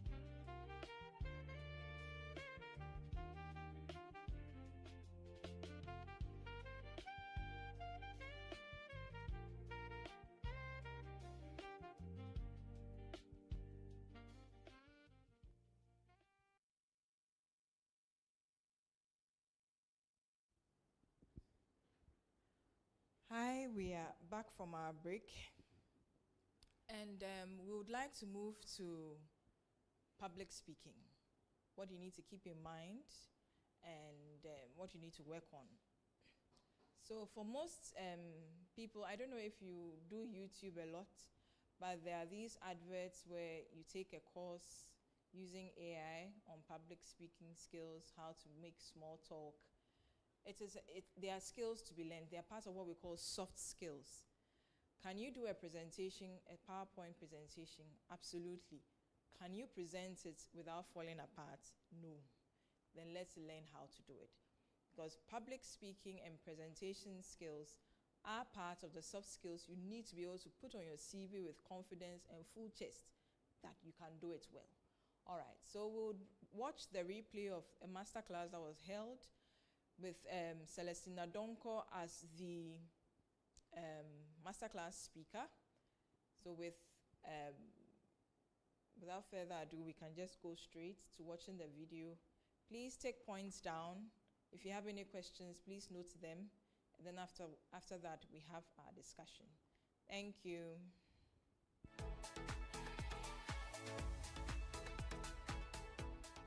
Depending on your location, good morning, good afternoon, good evening to you. Now, I'm sure when you saw the flyer, you expected someone who had hair. Apparently, I'd cut my hair. The wig was just a cover-up, but that's just fine by the way. You're welcome to FeMS June Masterclass. I'm Celestina. From basic school to high school to university, anytime a teacher walked into class, he or she had a tall list of rules and regulations for his or her class. Don't do this in my class, don't do this in my class, don't do this in my class. Now, this 30 minutes conversation, there are also some guidelines for our virtual learning today. And that's what it's been listed here. The very first is that English is our basic lingua for today's conversation. The language you are going to use is English. However, myself, I noticed that sometimes when I want to say certain things, I can better explain it in my mother tongue than in English. So if you have the opportunity to be on the floor and you feel like you want to express yourself in your mother tongue, feel free to do that when necessary. And when speaking, speak in the first person. I, me. Don't say we, you, because we are all sharing our experiences. If you personalize it, we can be able to better understand and better relate. So when you're speaking, kindly speak in the first person. We are here to have a conversation and draw insights from one another. It would be very good that you put down a few things. So either a mobile phone, a book, a pen, iPad, whatever jotting material that you have, grab it for today's conversation. A glass of water, juice, coffee, wine, which one works for you? Try as much as possible. I have water here, but before this, I took a sauna. So I'm pretty much good. But in the middle of the conversation too, so grab something that's going to make you relaxed. The last but one is have fun and enjoy yourself on this afternoon's conversation. Ensure that you have a lot of fun. There's one guideline which I didn't put on the slide, and it's saying that 15 minutes in between this conversation, I would pause so that 5 of us on the call will just give us a word or a phrase to express how they are feeling. It's a virtual conversation, and I don't want to be the only person speaking. So 15 minutes in between this call, I will just unmute, you turn on your video, and then, or you tell us how you are feeling as at 15 minutes into the conversation. So these are a few guidelines for this afternoon's conversation. And at the end of this session, what should you be able to do?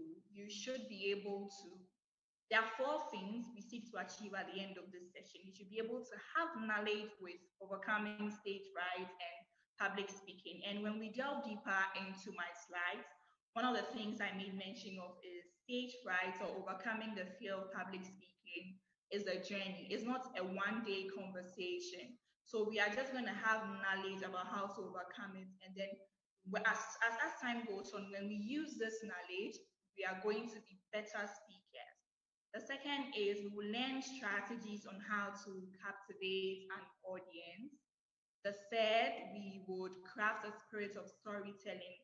The world of speaking and presentations are changing. When you enter the boardroom, although you are delivering the speech, you are telling us about the numbers, you need to be able to include or inculcate a few stories in there. So we would learn a few ways of crafting a spirit of storytelling. And last but not least, we are women in a very complicated sector. And complicated, I mean STEM. We are saying prototype, we are saying asteroids, we are saying so many things. We would learn that how do we simplify these complex terms, these complex ideas for other people who are listening to our presentation, who are not in the same STEM space, to better understand what we are doing or saying. Persuasive communication is speaking to someone or telling someone a story that is going to let the person have your buy-in.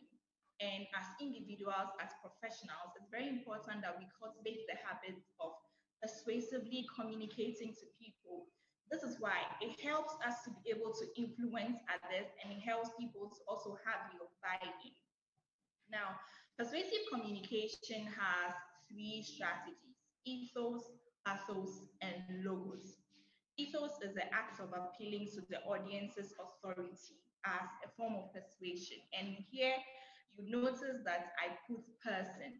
With ethos, it is more of the person who is giving the presentation, the authority the person has to give that presentation. With pathos is the act of evoking emotions. And I was using my mom as an example. Currently, we are facing a challenge at home, and she feels like I'm seeing somebody. That's one of the reasons why I come back from work home to home late. Rather, so she's telling me that my elder sister brought her boyfriend home. Why don't I want to bring somebody home or come and introduce the person to her if I know I'm seeing somebody? But genuinely, the conversation is I stay back at home, I stay back in the office to finish up a few applications. My mom this is what she's doing. She's evoking my emotions. She's speaking to my emotions so that I will feel pity for myself by thinking that, oh, my sister brought people home, or my sister brought her boyfriends home. So I also need to bring the person I'm seeing home.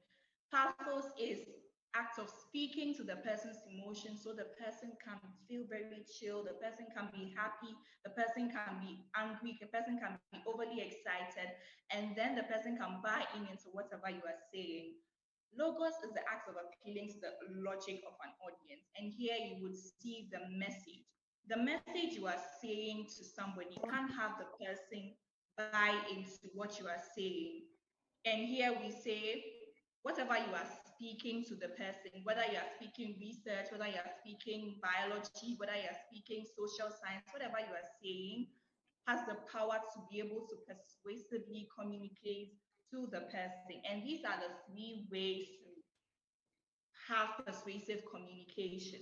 Now, overcoming stage fright, I say that we are on a journey to overcoming stage fright.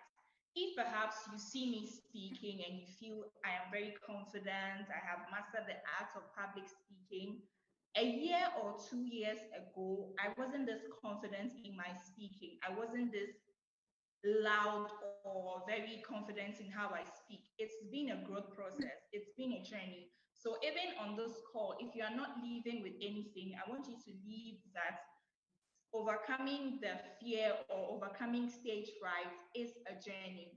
The Barack Obamas, Michelle Obama, Nanaba Namas, even if you call them to give a speech or to say something right now, there's going to be a bit jitteriness or nervousness in them, but it's not going to be very loud. And they just didn't start from where they are.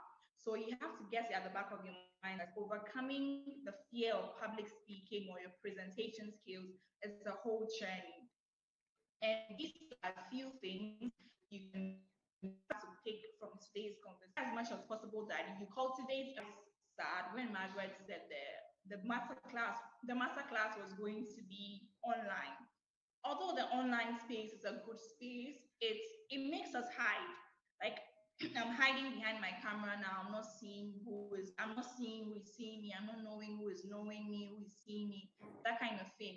So if you're cultivating or overcoming stage fright, try as much as possible that you build that skill by speaking to people in person. You're able to hold and hone that skill better than in the virtual space. And you need to focus on your audience. Don't think about what I'm saying. Hey, are my sentences well constructed? Is my lipstick okay? Is my avoid looking good? Are my nails perfect?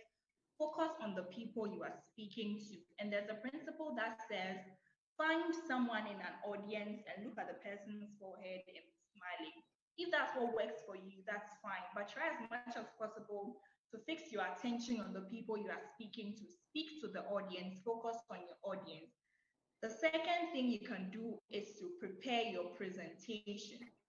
And by preparing your presentation, I have captivating visuals, especially in a virtual space like this. Somebody can even be in the salon listening to you. Somebody can be lying on his or her bed listening to you. You need to prepare your presentation by having captivating visuals, by having preparing very well, researching, reading in and outside of it.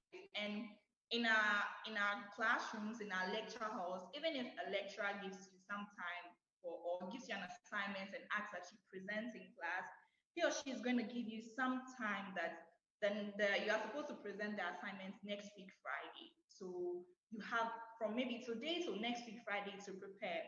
And while you prepare your PowerPoint slides, if you feel like you need to create a Word document with a well-detailed or a detailed explanation of whatever you are going to study or whatever you are going to present, do it. Prepare your presentations in ways that makes you comfortable and confident. And in preparing, you need to practice, practice, practice. Practice should be at the back of your mind, especially if you are overcoming the fear. For some people, they can just walk into an audience and start giving, killing it as. But if you are some of us and you want to overcome, you are nervous, you are shaking, your hands are sweating, you need to practice. Your mirror needs to be your friend. The voice recorder on your phone needs to be your friend. The chairs in your living room needs to be your friend. Your bedroom needs to be your friend. You speak, you practice whatever you are going to present. You practice, you practice, you practice. And then there is prep. You point, your reason, example, and your point. So I'm saying that focus on your audience. That is my point. Now, why do you need to focus on your audience? You need to focus on your audience because the message is for them. Whatever point you state, you need to say that, why am I saying this point? And in addition to that, you add an example. One of the things at the latter part of this conversation we are going to have is storytelling. And in storytelling, I tell you that make it personal. It is your journey. It is yours. You know what you have been through. You know what you're coming to tell us. So in stating the point and in adding the reason, try as much as possible to add an example. Even if it is not yours, you could have had a conversation somewhere, a love story, something that happened in your STEM class, something that happened. Just bring it up and add it to that point that you are seeing. It makes the people better connect with you. It makes the people better understand and, okay, I can relate to this story. That was when I was in junior high school. There was this boy who was again. It makes people better relate and you are all at par on the same story. Now, you also have to make it personal. Whatever presentation that you are going to give, whatever speech you are going to give, you need to own it. You need to make it yours. This is mine. It is my group work. It is my class assignment. This is my thesis. This is my end of semester report. It is my end of quarter report. I'm going to deliver. Make it personal. Add your flares, however you want to deliver it. Make it ways. And these are how you can overcome the fear of public speaking or overcome stage fright. Don't forget, we go back to say that we are on a journey. It's not a one-day process. By and by, bet you I have forgotten my lines on stage before and I didn't know what to say. I just said I have forgotten my lines. Mind you, it was so embarrassing, but at the end of the day, even the boldness to tell the audience that I had forgotten my lines, I had people clapping for me. I don't know why I do, but it's not a one day story. Now, currently, we are in a dispensation where storytelling is a very important aspect of presentations, a very important aspect of communication. You need to be able to tell a story, you need to be able to make it personal to the people. And in telling a story, first of all, you need to be able to reflect and meditate. Stories are part of your personal journey. They are part of what you have been through. So you need to be able to relax for some time, think about it. What was this about?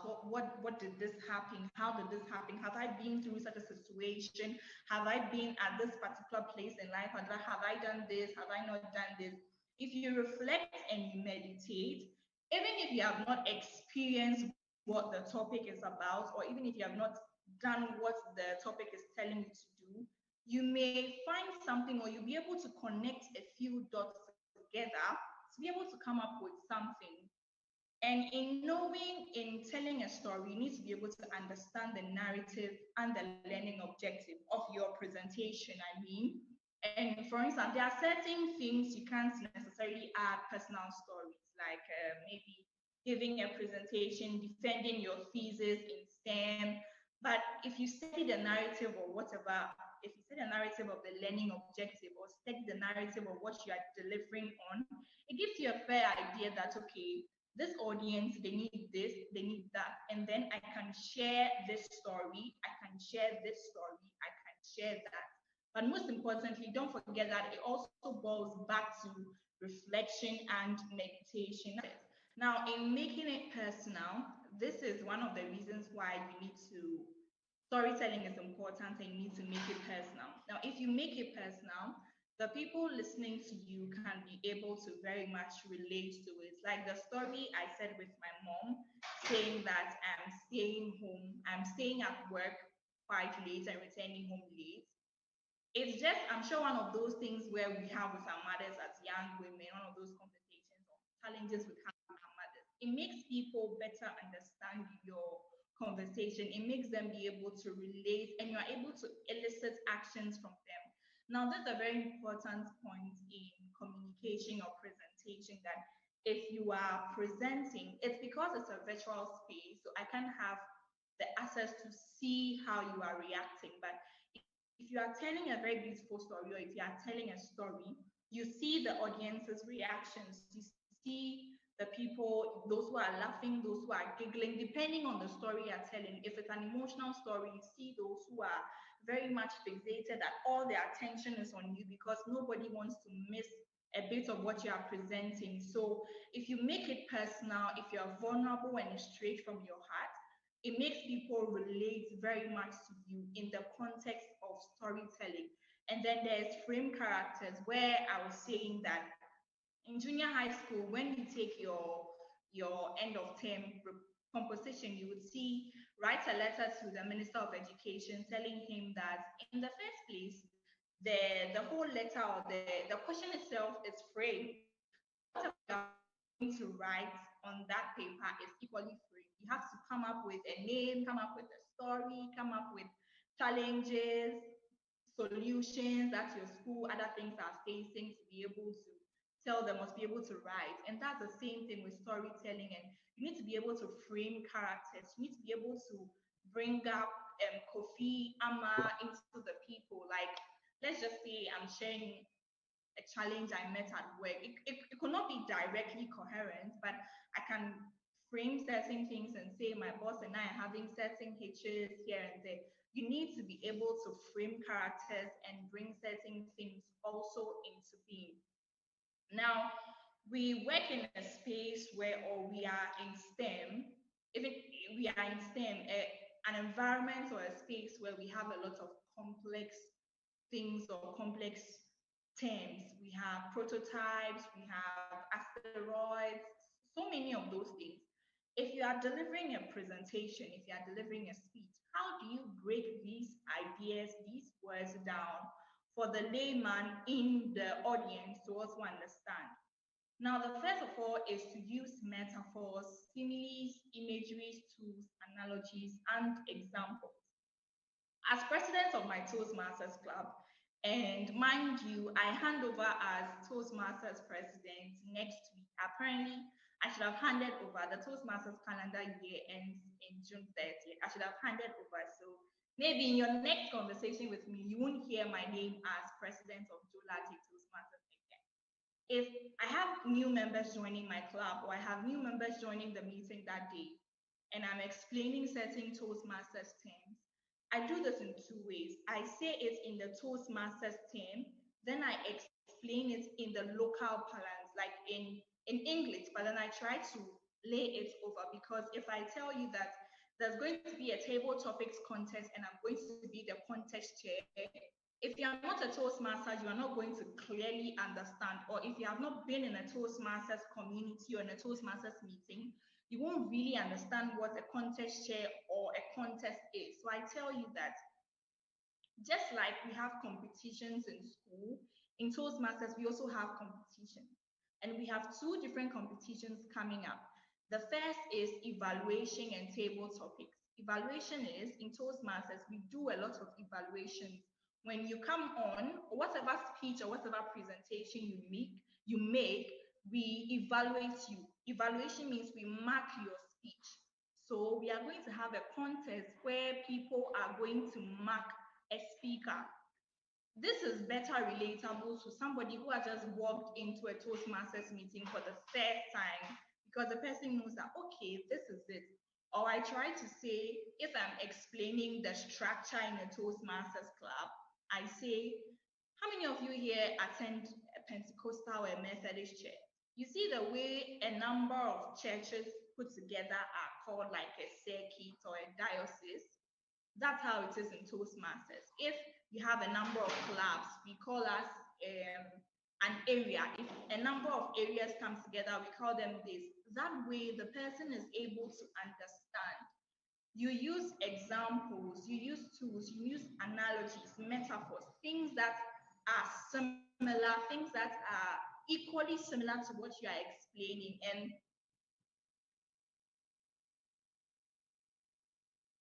for us, it'd be just a bit difficult trying to bring science to the basics, saying that how is the digestive system, how is it breaking down? It's quite difficult to be able to do it sometimes, looking at the STEM environment, but it's not that difficult. If you're able to break it down simply, you can be able to use metaphors, similes, and other tools to break it down. Now, the use of visual aids as well, very much in our lecture halls, whatever presentation you are giving, if it's a complex topic, you can put a picture, a microphone, a breakdown, the rectum, digestive breakdown, respiratory, the esophagus, whatever it is. If there are visual aids, the person is seeing that, okay, this is how it is. It moves from here to this side, to the left, then to the right, then it comes down. It makes the person grasp the idea faster instead of just explaining, and there are no visual aids. So if you want to break a very complex idea into simpler form, there should be some form of visual aids to be able to say, this is it. You start from here, and when respiratory is starting, it starts from here, it goes down, then to the left, then it comes down to the right, it goes behind, then finally it ends here. If the person is seeing, he or she is able to better understand and grasp whatever complex thing you are saying. And last but not least is storytelling. It's also a very important aspect of breaking complex ideas. You tell a story. When I was in school, my public speaking journey wasn't like this. I was very shy to speak in front of people.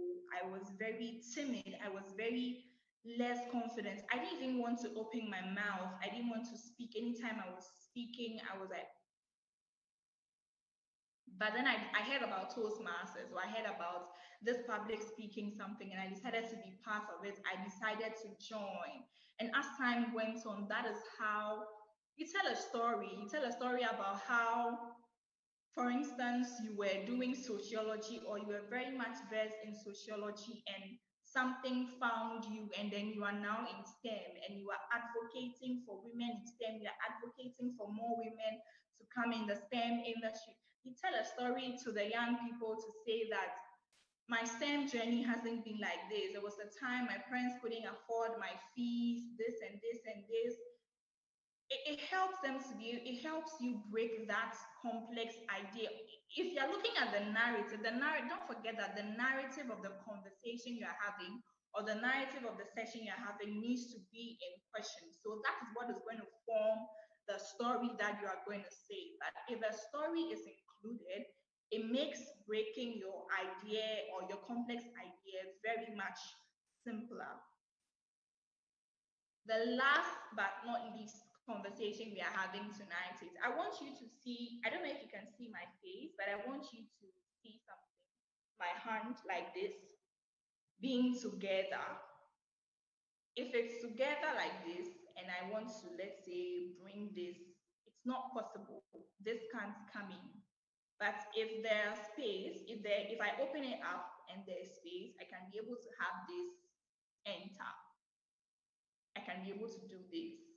That's the power of networking. I'm very sure we have heard it more often than not, that networking, like your network is your net worth.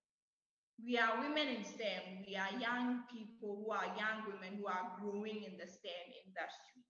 But it's very much important, or it will be very much important, that we open our fists and we allow other people also into our lives or also into our network, and that we grow beyond the STEM industry. We grow, we find friends in human resource, we find friends in research, we find friends in sociology, we find friends in broadcast news journalism, we find friends everywhere, and we create a pool of network.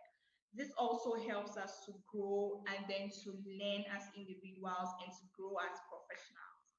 On this note on networking and expanding what we do as young people and as young women in STEM, I would end my presentation. The floor is open to questions, opinions, contributions, suggestion, whatever it will be. I am open to it.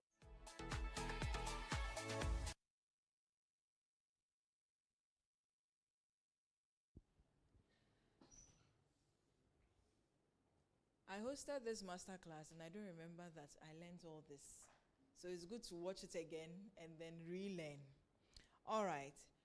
So this is the case where we'll take the questions live, but I can tell you that I wrote so much and I have learned so much.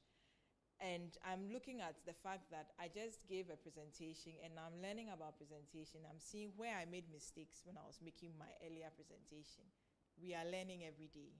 Do you remember that that was one of the values that we're stating? I am still learning, all right? So, I don't know if you'd want to open up with, can we make the other microphone available?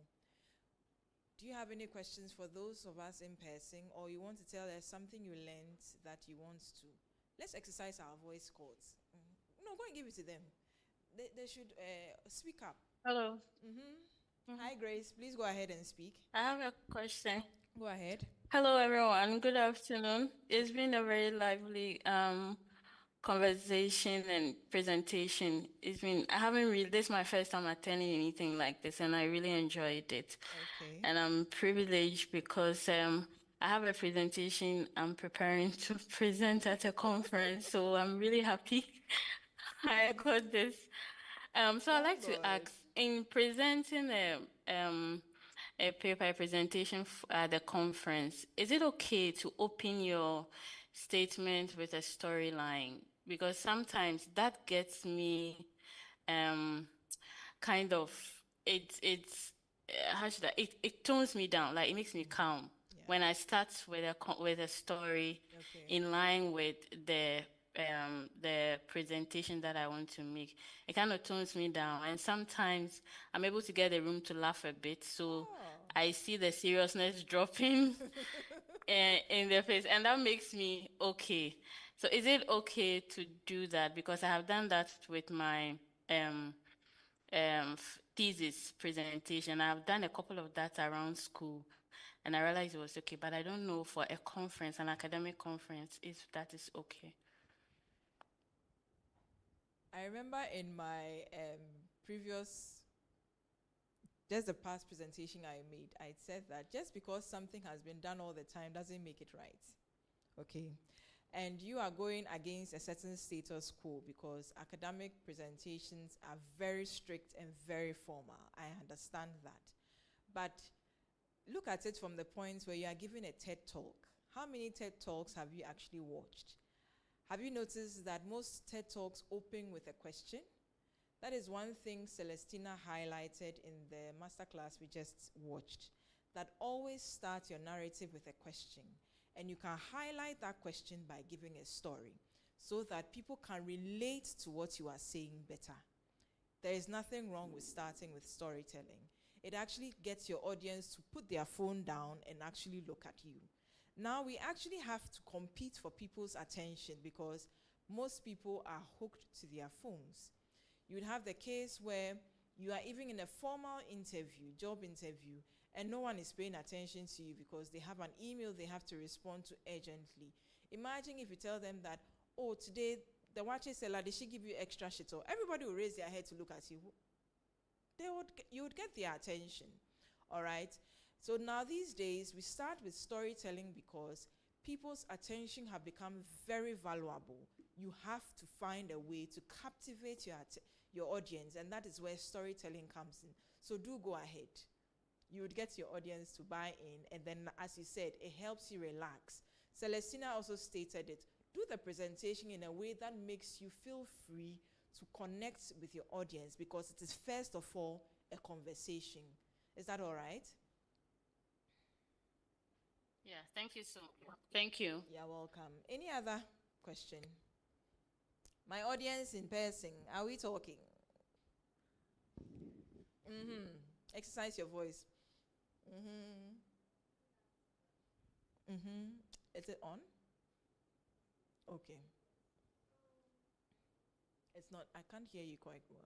So she talked about the three types, the ethos, logos, and then the pathos. And the pathos. And I understood that with the ethos, that one is appealing to the audience. And then with the logos, that one is appealing to the logic of the audience. Okay. And then the second one was evoking emotions in audience to make your point. So in terms of like an academic conference, like our sister was telling me, what kind of emotions can you evoke in this scenario? Because she made an example of where she was saying the mom was like, she gave an example. So I'm saying in this kind of scenario, in an academic let's say an academic conference or the one we'll be having tomorrow, how will I evoke that kind of emotion in the audience? Okay. So in my earlier presentation, when I stated that we have a lot of research gathering dust in university libraries, how did you feel? Did you think that's also me? Do you think that was real? Like, how did that make you feel? Or you didn't get that statement? You weren't there at the time. Were you there at the time? Okay, so how did you feel about it when I stated that?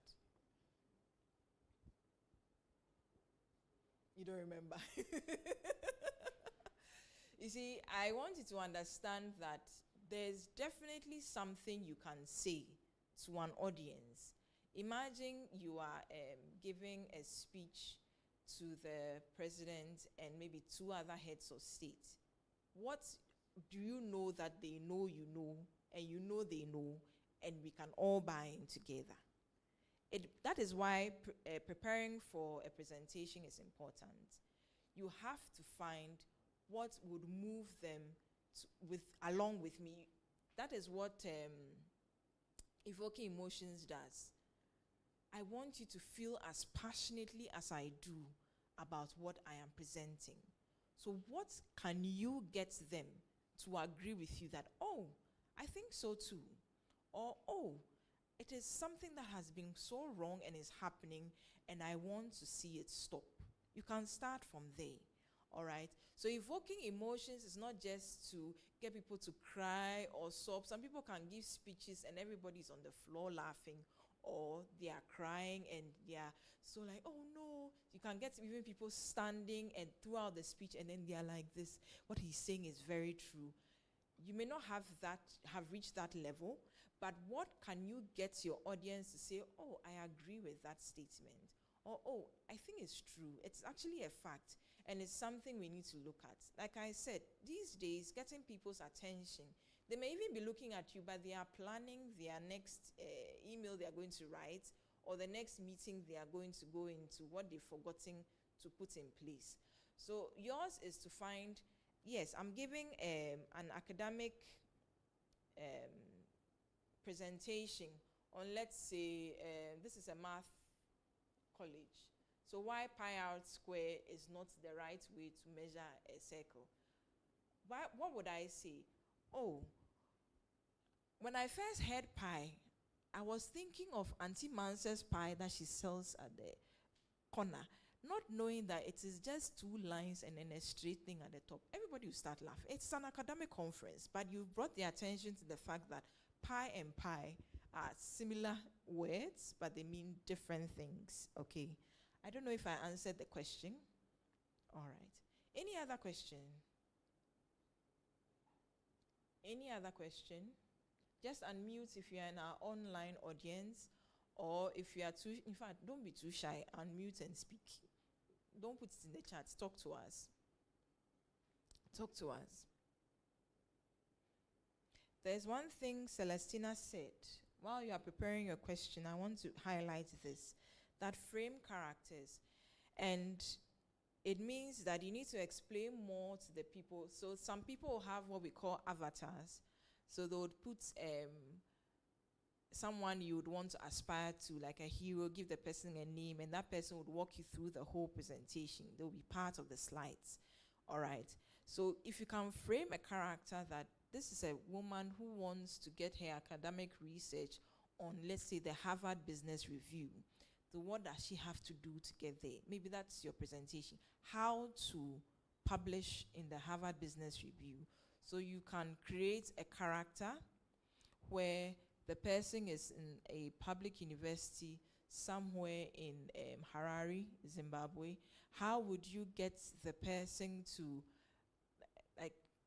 let people walk along that journey with the person? And they are learning at the same time.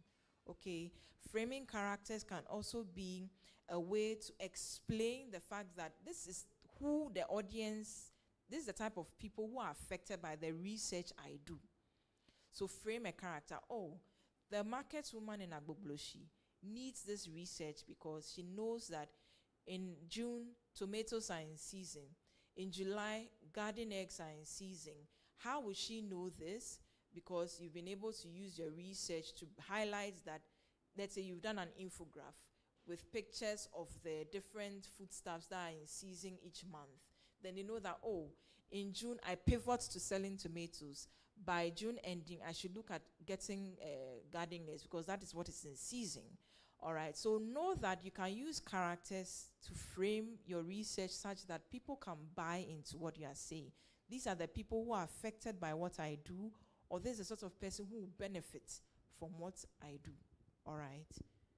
Is there any question at all? Otherwise, we move on to our next. In fact, I think I wrote something down. The formula on how to communicate a message. Point, reason, example, point. That is PREP. Point, reason, example, points. I don't know if you noticed that acronym she gave, PREP. That when you are making a point, first state the point.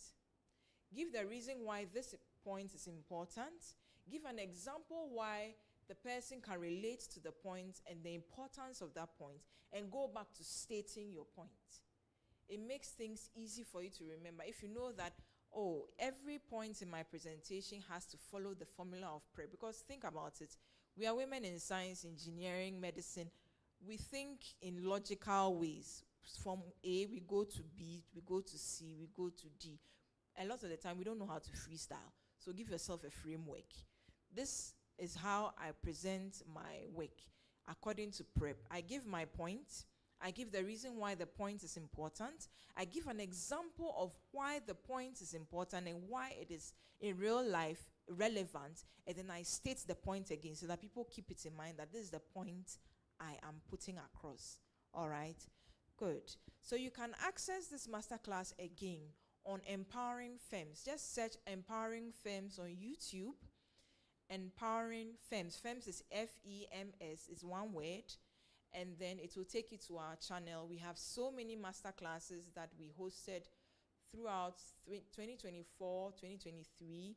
You can benefit from them as we prepare for certain spaces. Now, before we move to our next program, which is the elevator pitch, there are 3 women I want to highlight on the pull-up behind me. So this is me right here. That's not who I'm highlighting, but this was me in 2022. Remember, I just came for a boot camp like this. And now today I'm standing here. 4 years later, we grew, okay? Now there's one lady I want to highlight. So you can look for her on LinkedIn. She's Beatrice Wilson. She was also a boot camp participant. Now she owns 3 different startups, 3 different initiatives. You can also do it. By the time we finished our 2024 boot camp, one lady who already had joined an NGO as a volunteer realized that, oh, I can actually do more. And now she has started her own NGO. Okay? I want you to understand that it's not every time that you go to a place people will accept you. There will just be one person who accepts the message and what you are going across. Just work with that person. Okay?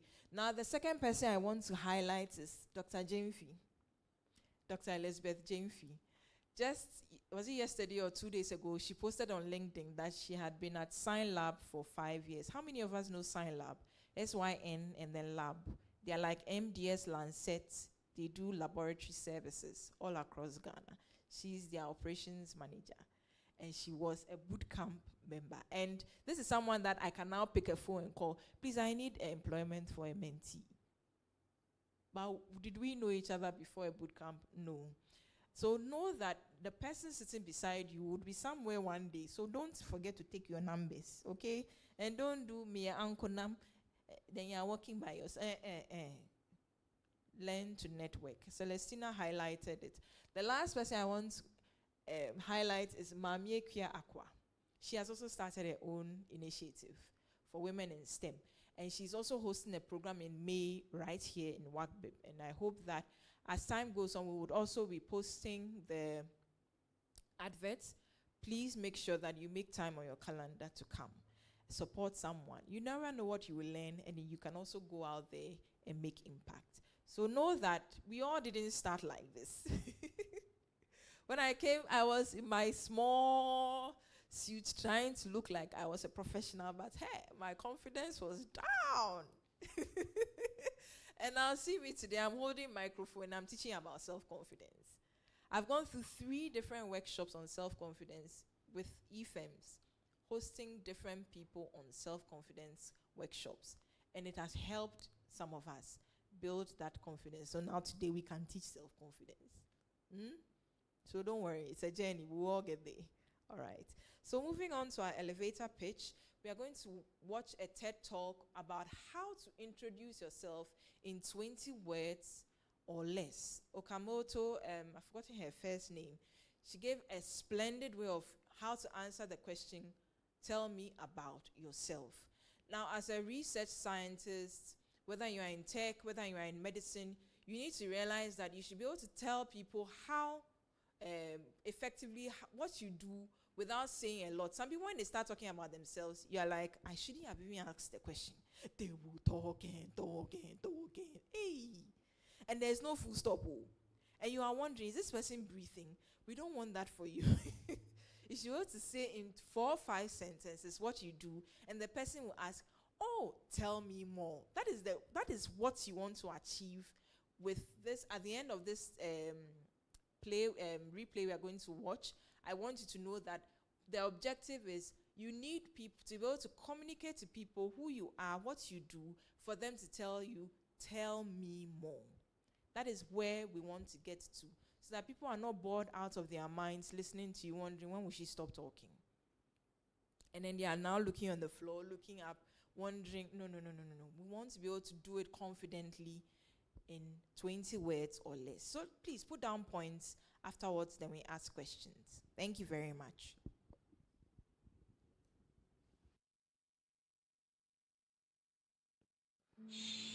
That's one small step for man, one giant leap for mankind.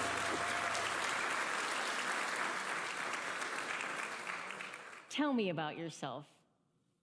4 simple words that can make anyone ramble or freeze. Even people at the top of their game can go blank when they hear those dreaded words. So what does that mean? Does your introduction really make that big of a difference? I never thought it did. I thought my introduction wasn't nearly as important as my qualifications. For example, right after I started my business, I had the perfect opportunity to shine. I was interviewing as an instructor for a supply chain institute, and I knew I was the ideal candidate. I had over 20 years of expertise leading supply chains for one of the world's largest consumer products companies. As I prepped for my interview, I didn't want there to be any doubts about my qualifications. I created an elevator pitch and included a complete list of my accomplishments. When I heard "Tell me about yourself," I was ready, and I proudly explained everything that I could do. When I finished, the interviewer said, instead of talking about yourself, it would have been more effective if you had explained what you can do for me. My interview lasted 5 minutes. She rejected me on the spot based off of one answer. That was my wake-up call. I realized it doesn't matter how smart you are, it doesn't matter how perfect a fit you are if you can't capture someone's attention. After that, I became laser focused on cracking the code on introducing myself. I studied the science of first impressions. I researched viral headlines and what made them so irresistible. And then I discovered the secret of introducing myself perfectly in 20 words or less. Fast forward about 6 months. I'm having coffee with the executive director of a business development program. She asks me, "What do you do?" I answer her in one sentence. I'm a communications consultant, and I help people with something to say but struggle to say it. All right, if you can, take a screenshot, take a picture, because this is how you want to be able to introduce yourself and introduce the work you do, okay, or your research. It's very, very important. We'll break it down into parts, all right, when we are done with but just take a screenshot of it. For those of us online, just take a screenshot of this and then we continue with the presentation. Thank you.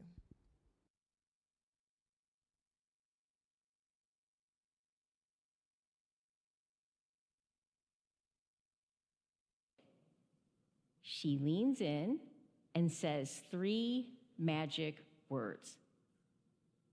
"Tell me more." 15 minutes later, she hires me to give workshops for new entrepreneurs. But here's the thing. I was the same person who blew that interview just 6 months before. But this time, I got the job, even though I had way fewer qualifications. And the only thing different between success and failure, between that door of opportunity opening or slamming shut in my face, was my introduction. From that point on, I started to see my introduction in a whole new light. It wasn't just a way of grabbing someone's attention. I thought about all those times when I would hear no, and my inner critic would tell me that people didn't see me or hear me because I wasn't good enough or smart enough. But that was wrong. It wasn't me, it was my introduction. All right, Are you ready to introduce yourself in 20 words or less? I'm going to start with 2 secrets of getting people to say, "Tell me more." Secret number 1. Think soundbite, not data dump. That's because with today's multitasking attention deficit audiences, it's been said you have a better chance of engaging with a goldfish than the person that you're talking to.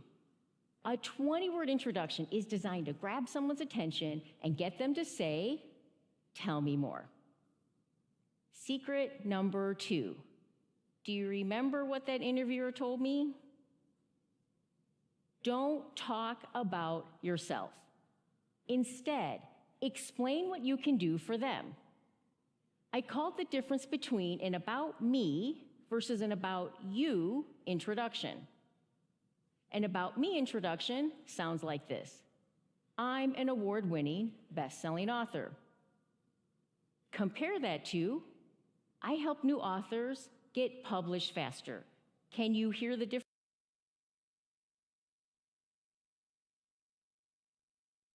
Please take note of this part as well. It will be part of the exercise because we are going to frame our own introduction before we leave. All right? So take note of this part, take a screenshot, and then we move on. Thank you.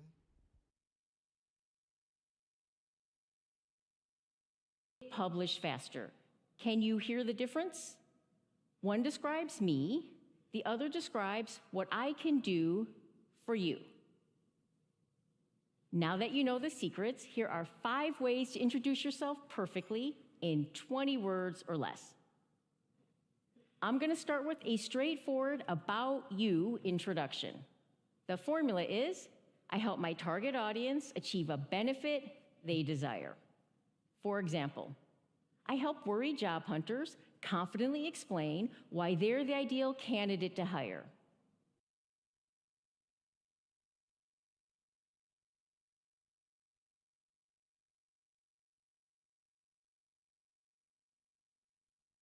Now, here's a tip about your benefit. A benefit answers your listener's question, how will my life be different? For the second framework, let's go beyond offering a benefit. Let's promise a breakthrough. The formula is the same as the benefit one, but you're going to add the word "without." I help my target audience achieve a benefit they desire without negative consequence. I help establish brands in competitive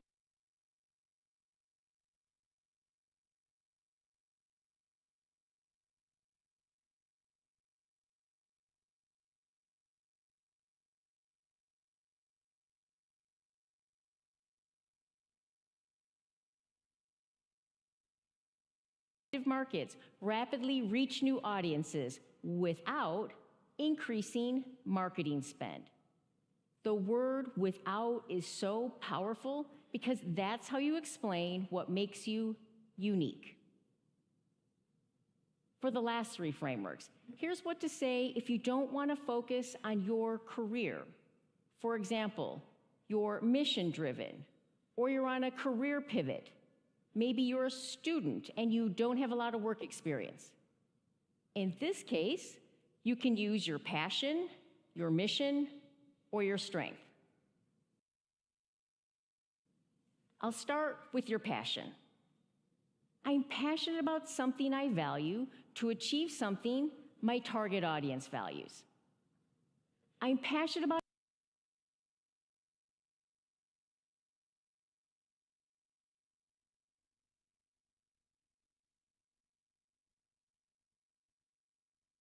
helping people in need and creating opportunities that change lives. Next, instead of your passion, you can use your strength. I'm known for my strength to achieve something my target audience values. I'm known for my critical thinking and turning information into actionable insights. Last, you can use your mission. I'm on a mission too, To achieve something, my target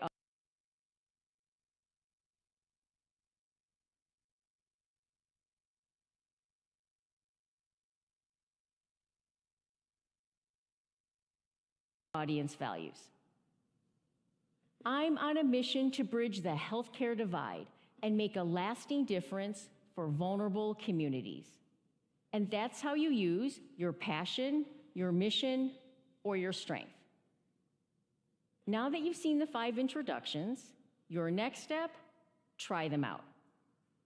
Don't be surprised if you find yourself using more than one. That's because different audiences value different things. So what works for one may not work for another, but that's okay. You'll see there are multiple ways of getting people to say, "Tell me more." I'll close with this thought. Have doors been closed in your face? Do you struggle to be seen and heard? Does your inner critic tell you you're not good enough or smart enough, or that you're an imposter and something is way above your pay grade? Before you buy into your inner critic's narrative, let me challenge you. What if? What if that voice inside your head is wrong? What if you are good enough and smart enough? What if the best way to describe you is impressive, not imposter? And what if the only thing between you and being seen, heard, and recognized is your introduction in 20 words?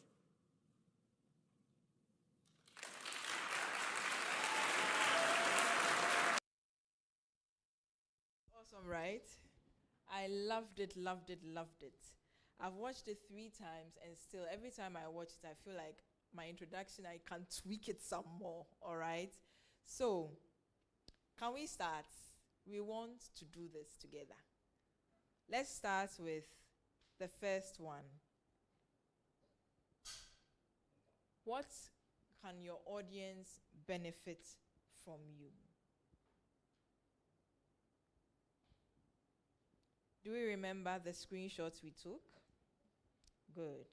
So secret number 1 is that we don't want to tell them chumobon. Everything we've ever done, from serving food at tables to being president of our chemistry department, we don't want to dump all that on them because they wouldn't know what to pick. But if the person is in a position of giving you something, you tell them, this is what I can do for you that would benefit you to the point where you would want to give me that thing. Do you understand? So what the first introduction that gears towards about how you help your target audience achieve a benefit they desire is because they are in a higher position to provide you something you want from them. So if you realize, she said that you will use all 5 ways to introduce in different scenarios, because if you are talking to a radio host about the work you do, you would most likely talk about, I am on a mission to bridge the STEM gap between men and women in Africa. Do you get it? Good. So every single scenario and what you would end up using. So we have number 1, about what? I help. What's the formula? Do you remember? Let's say it all together. If you're online, you can unmute. I help target audience achieve a benefit they desire. All right.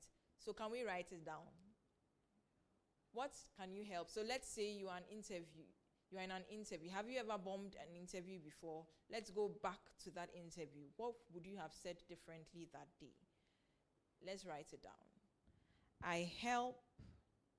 So let's say I'm in an interview with SciLab, and I want, let's say, the operations an operations role. So what would you tell the operations manager?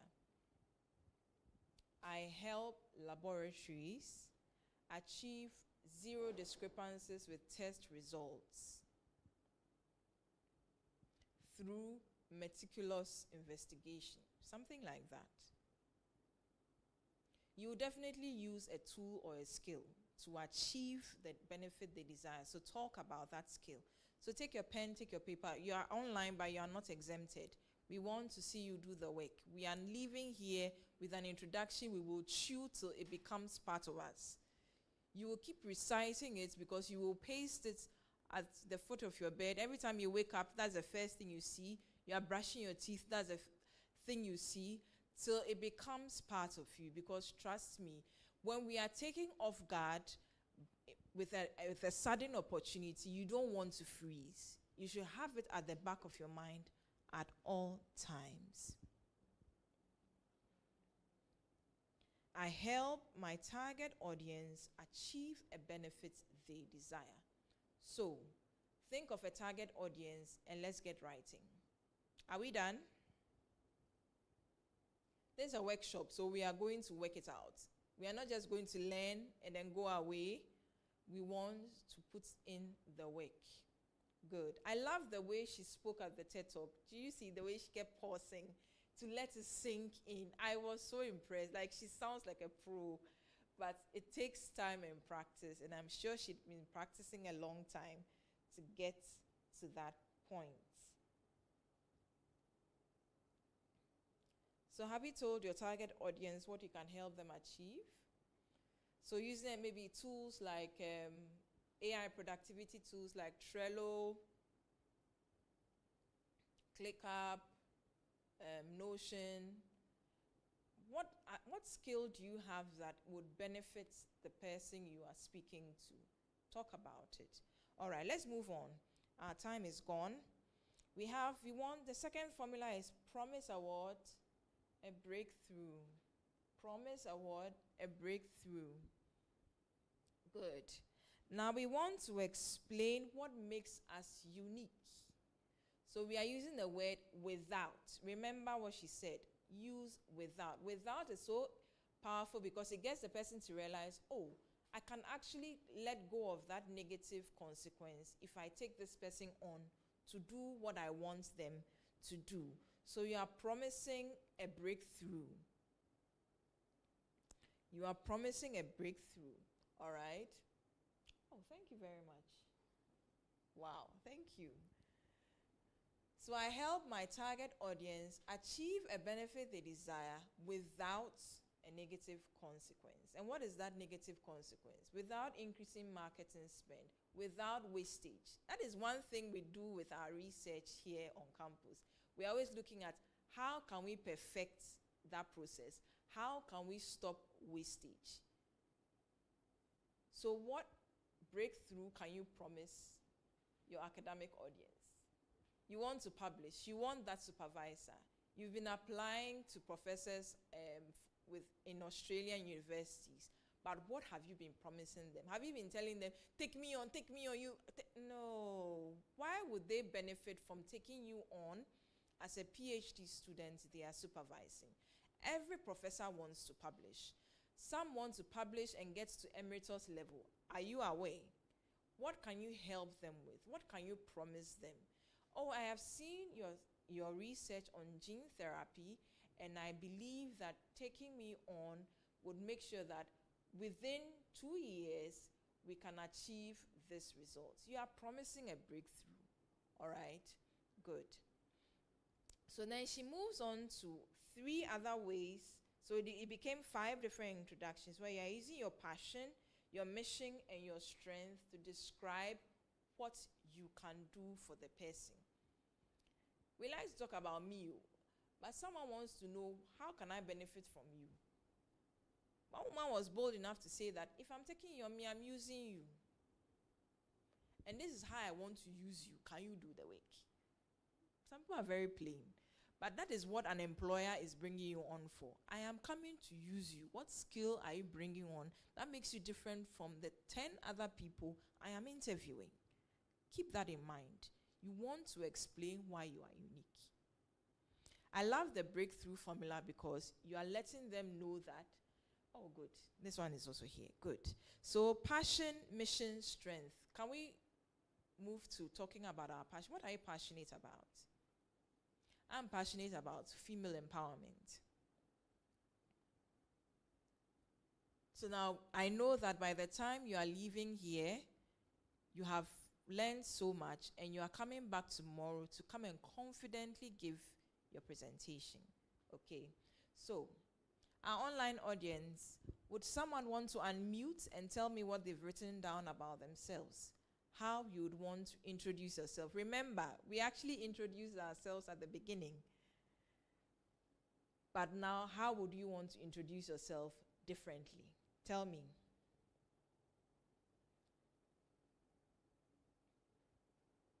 How would you want to introduce yourself differently?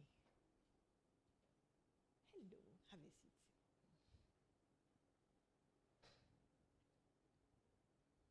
How would you want to introduce yourself differently? Anyone bold enough?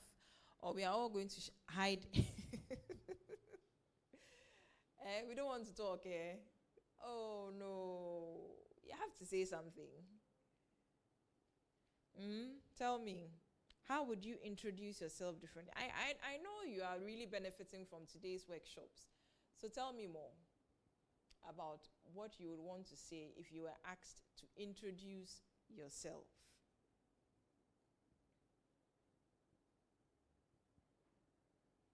Good. All right. Are there any questions? Are there any questions at all you'd want to ask? Anything you need clarification on? Please unmute and speak. There is no dumb question, please. Unmute and speak. Let me hear from you.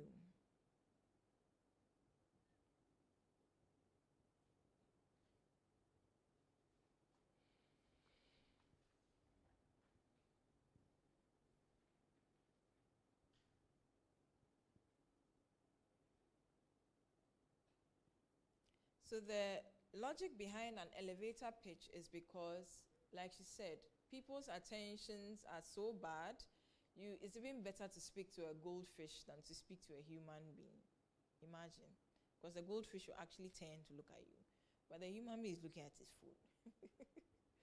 Okay? So an elevator pitch is such that you have this at the back of your mind. This is my formula. I'm speaking to an executive of Google will be different from speaking to an executive of a hotel I want to go and host a conference in. Do you understand? So at all times, have that formula at the back of your mind. How can this person benefit from me? Not that I am planning to lay myself down for them to work on. No. But we can mutually benefit from each other. But always know that human beings want to first know how they can get, what they can get out of you. All right? Good. So, elevator pitch. Today we've done exercises on that. You know how to introduce yourself effectively. And now we want to move on to understanding effective science communication and then science research publication. But before we start that, please give me 5 minutes to liaise with whoever the ones presenting, and then we begin. Thank you very much.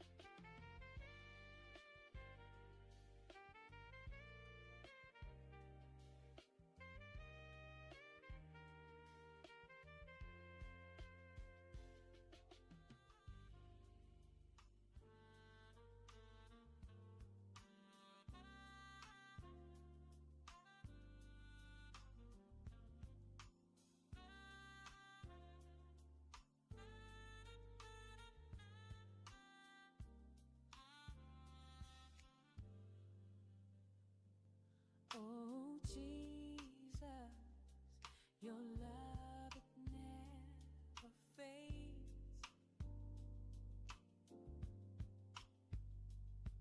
In the darkest night, you light the way.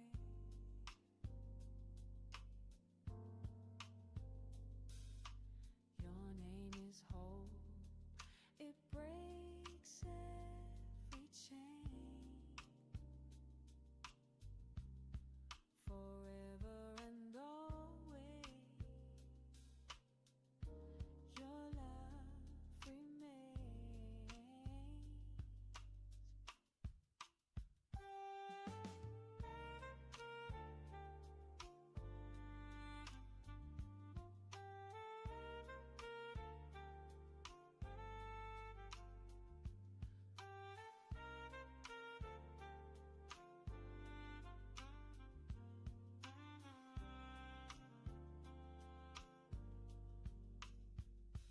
You walk with me through valleys low and steep.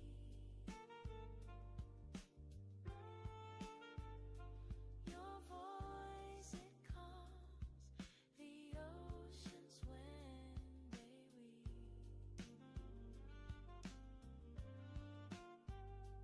You bore my shame, you carried all my pain. Through you alone, I've life again.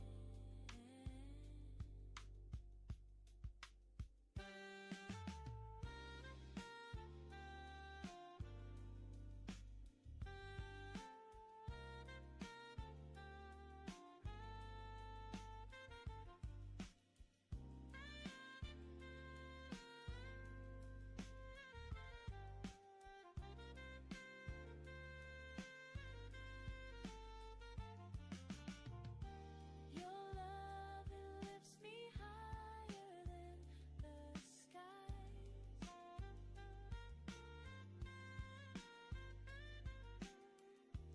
It opens blinded hearts and weary eyes.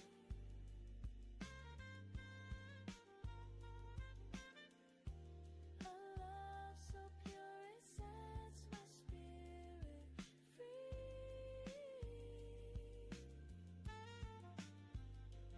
Oh Jesus, you gave it all for me.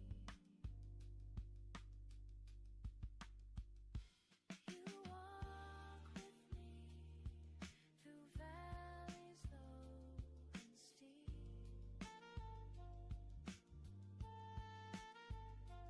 Your voice, it calms the oceans when they weep.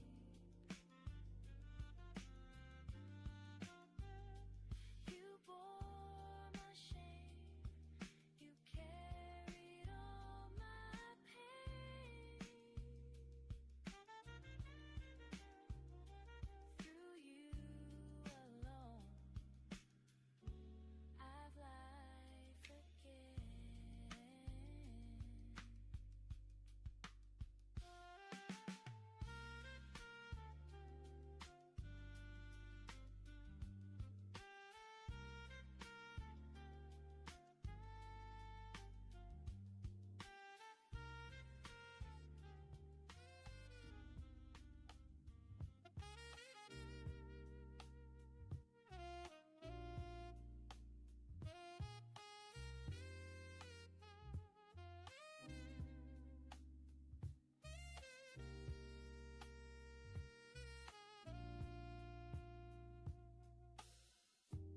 Mountains tremble at his call.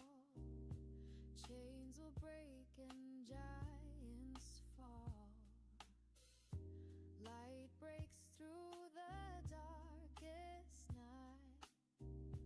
Jesus' name brings endless smile.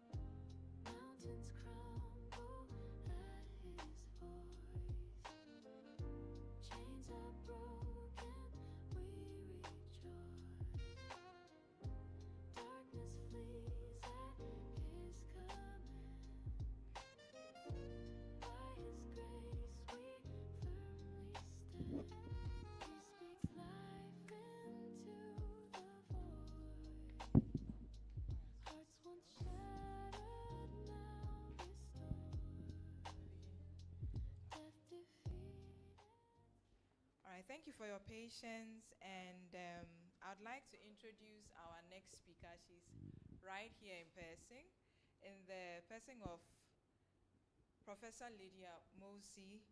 She's an associate professor of cell and molecular biology at the Department of Biochemistry, Cell and Molecular Biology, University of Ghana.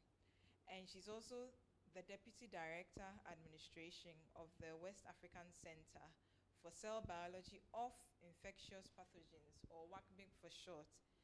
So her PhD is in microbiology from the University of Tennessee, and her research focuses on the transmission of Buruli ulcer disease, which is caused by Mycobacterium ulcerans, identifying metabolic markers for the development of diagnostic tools and integration of diagnosis and management of neglected tropical skin diseases. I want you to know that she's been a recipient of so many awards and mentorship programs. She's also led programs for women in STEM. She's a fellow of the African Academy of Sciences Affiliates Program, and then an African Science Leadership Program facilitator. So I want you to know that we have a woman who's also, I'm looking at her key publications here, and I tell you, she has written. So I would, with much pleasure, like to introduce Professor Lydia Mosi. Please, let's give her flowers. I have flowers. Thank you so much, Margaret. Thank you for giving me the opportunity to share a little bit of information about how to communicate science. And I also want to congratulate all of you for being selected to be part of this program. And online. Oh, okay. Oh, all right. So thank you, FeMS, for selecting these lovely ladies. I hope you value the opportunity and you get a chance to improve and update yourself as a female in science. Okay, so ScienceCom. What is ScienceCom, I guess? As scientists, our whole life is spent either on a bench doing experiments and trying to make sure that the experiments work. Sometimes you even end up praying for your bacteria or for your viruses to grow well so that you can get good data and then publish the data. Most of the time, you would think that the end point of a scientific experiment or research is only publication. That's what somehow we are schooled to believe, that your worth as a scientist depends on how much you have published. Publications are very good. In fact, most higher education institutions use publications for promotion, for career advancement, and so on and so forth. But they are not the only way in which we can communicate science. You can also communicate science through oral presentations at conferences. You can communicate the science that you do by translating it into something which is much more useful for the immediate society around you. I'll give you examples of all of these things. You can also communicate your science in art or using cartoons. And again, I'll give you an example of that as well. But at the end of it all, the reason why you want to share your findings with the scientific world as well as the world around you is because you have discovered something that can influence policy, can change the way people think about a subject. So for instance, when the COVID-19 pandemic happened, for the most part, we were doing things in Ghana according to what people in the West dictated to us. In other words, we went straight into, the West was doing quarantine, so we also decided to do quarantine. The West went into lockdown, so we also decided to do what? Lockdown. Until we started doing our own investigations here in Ghana, including identifying the populations that really were infected with the virus but didn't have any disease, did we get to realize that, yes, we all got COVID, almost everybody got COVID, but fortunately or unfortunately, we didn't have severe disease like there was in the West.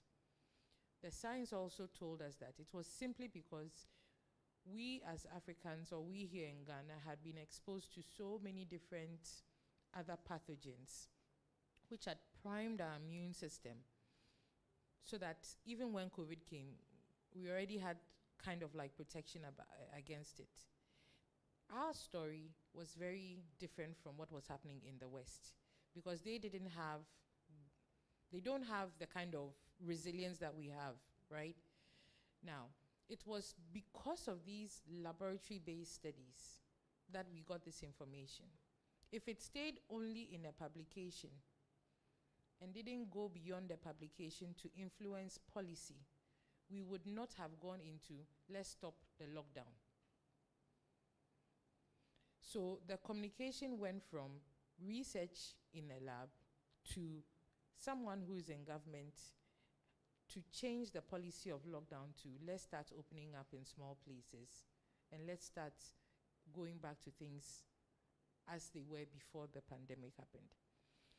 ScienceCom has evolved from just a publication to now action and changing a way of life, which makes us pause for a moment and ask ourselves, when we are designing our research projects as scientists, do we only think about what you get at the end of the research as your data, or we also think about how you want to communicate this data beyond the science that you did in the lab? For some scientific studies, you have to go into the field to gather data.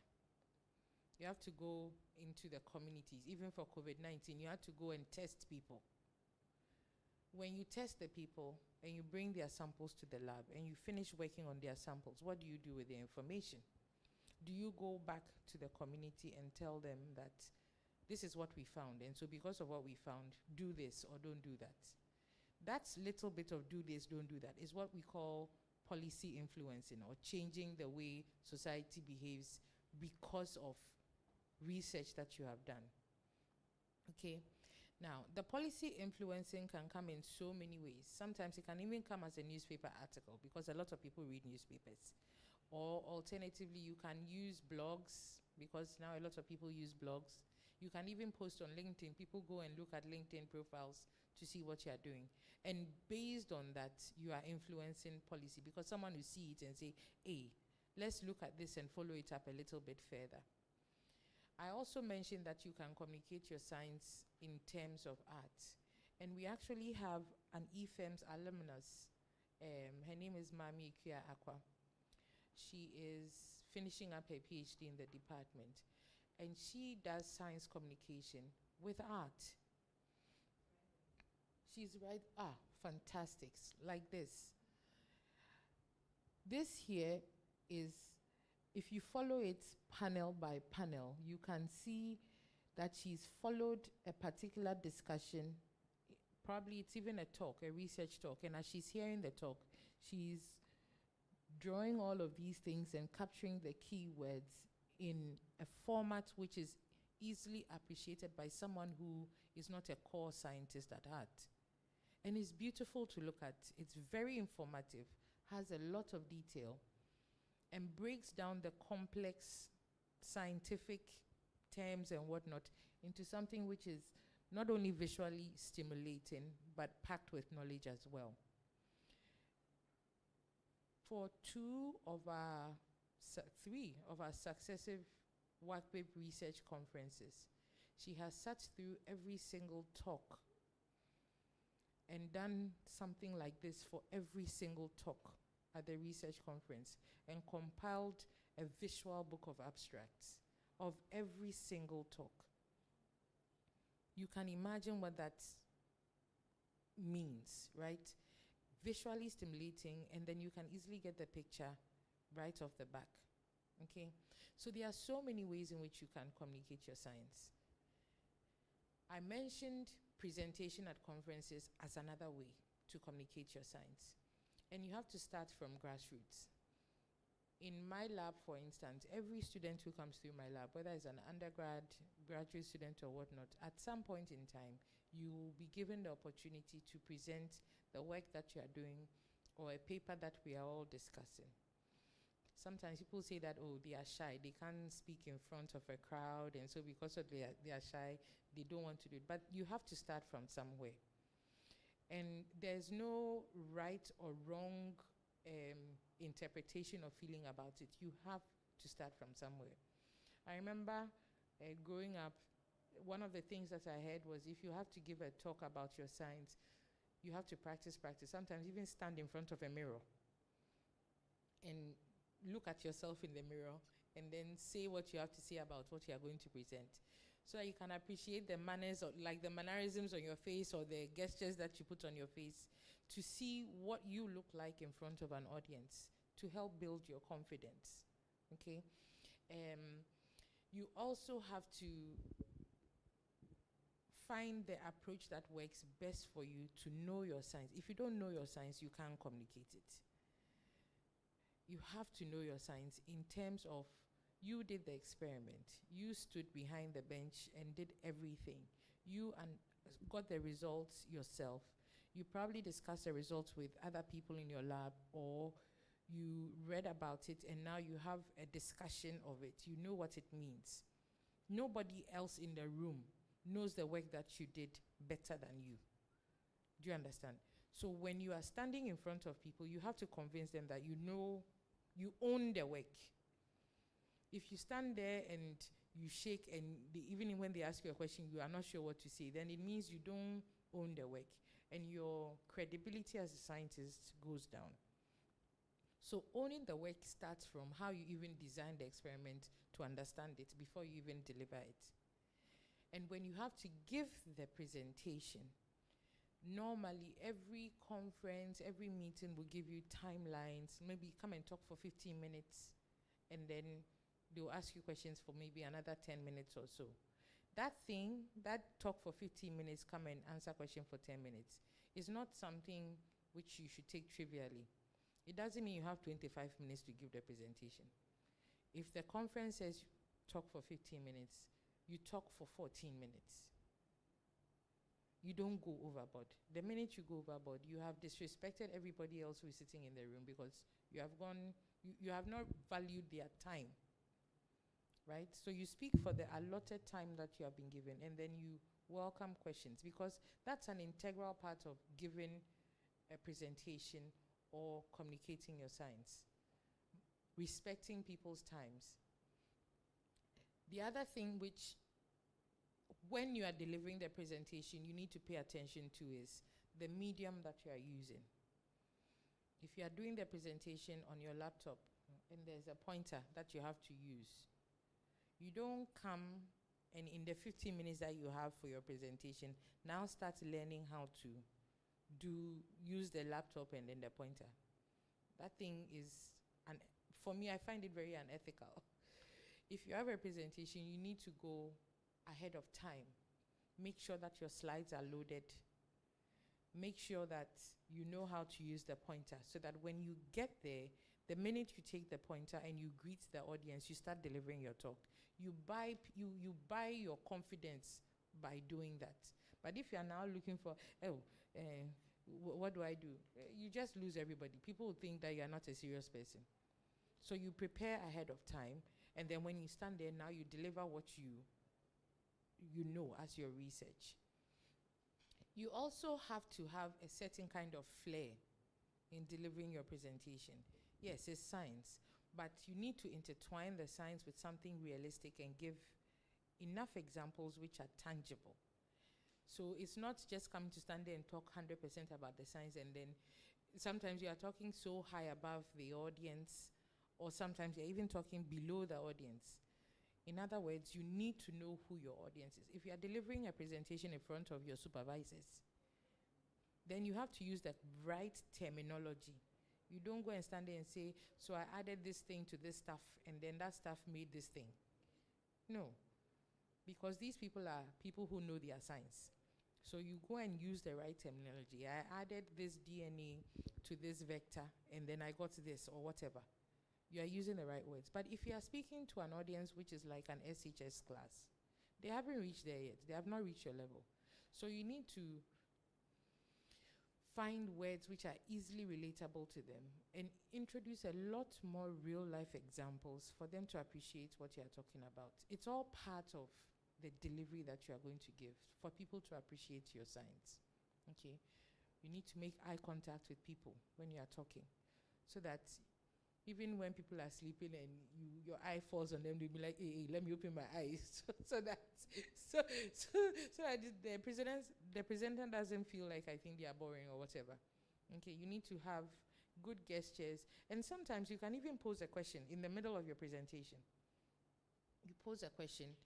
You don't really want an answer. It can be a rhetorical question, but at least pose a question to draw the audience back into wherever their mind wandered away from during your presentation. And all of these things are, you don't, how do I even say it? You learn them. It's not something that anybody in the world is born with.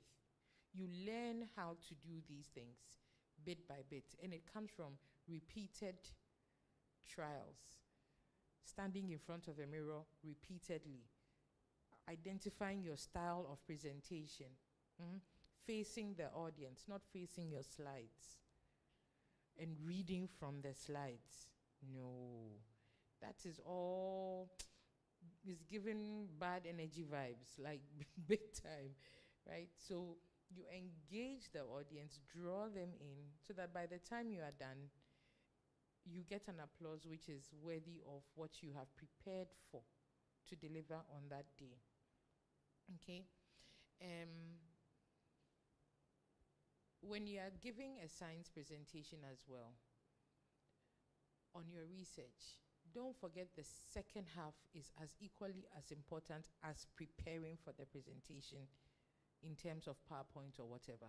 The second half is the question time.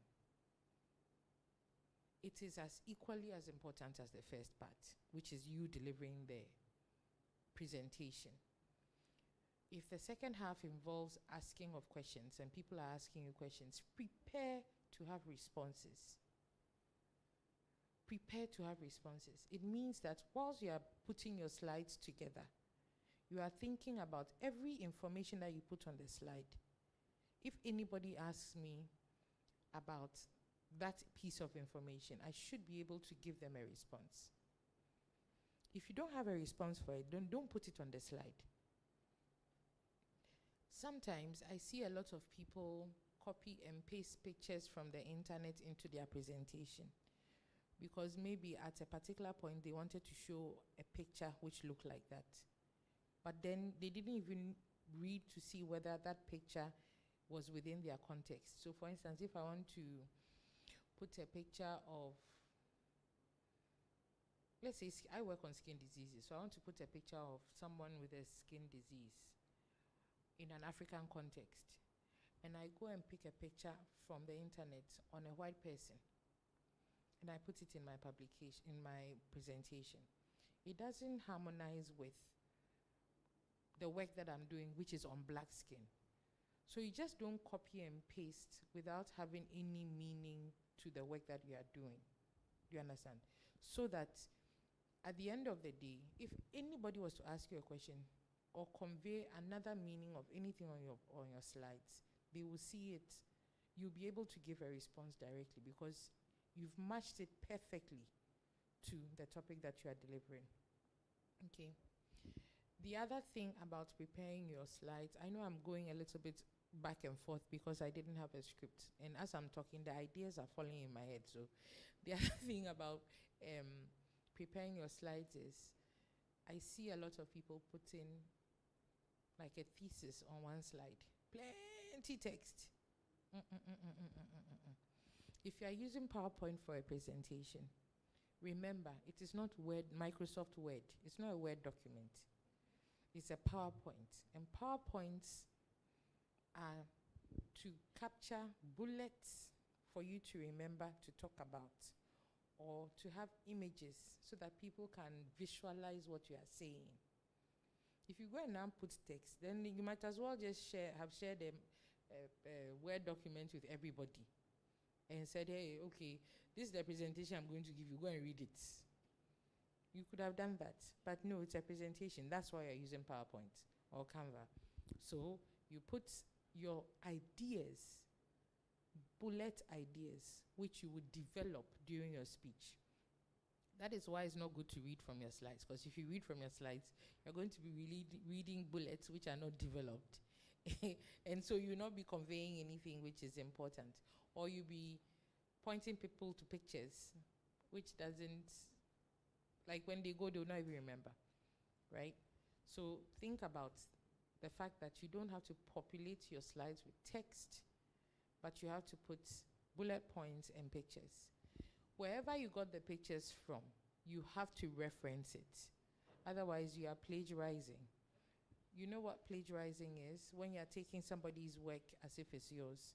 Wherever you got a picture from, even if it's an internet source or a website that you got it from, go and copy the website's address and put it as a footnote on the slide.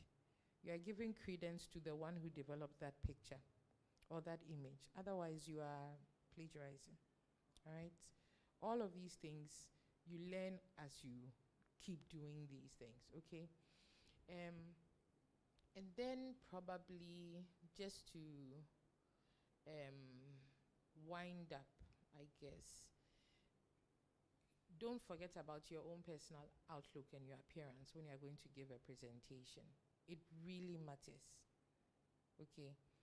You have to, everybody has their own identity and whatnot, but at least we have certain agreeable societal norms on how someone should look when they are giving a presentation. You don't go and wear a dress which is so revealing that when you're standing there, instead of paying attention to what you are doing, yeah, people are looking at you like you are some object B. Okay, look professional, look the part. Don't go and do hair that covers your face. That no, like look the part of the science or the topic that you are going to deliver. That aura builds your confidence and credibility as a scientist, and then you can deliver your presentation gracefully, okay? This is a nutshell of some of the things that I can think about off the top of my head. I want to stop here and then ask you if you have questions. In fact, not if you have questions. Everybody should ask a question about presentation. Every single person, even those online. Ask questions and then we can discuss a bit further, because this is the part that I like best. Answering the questions or doubts that you might have. So, please. Those online as well, please. Each and every one of you is expected to ask a question.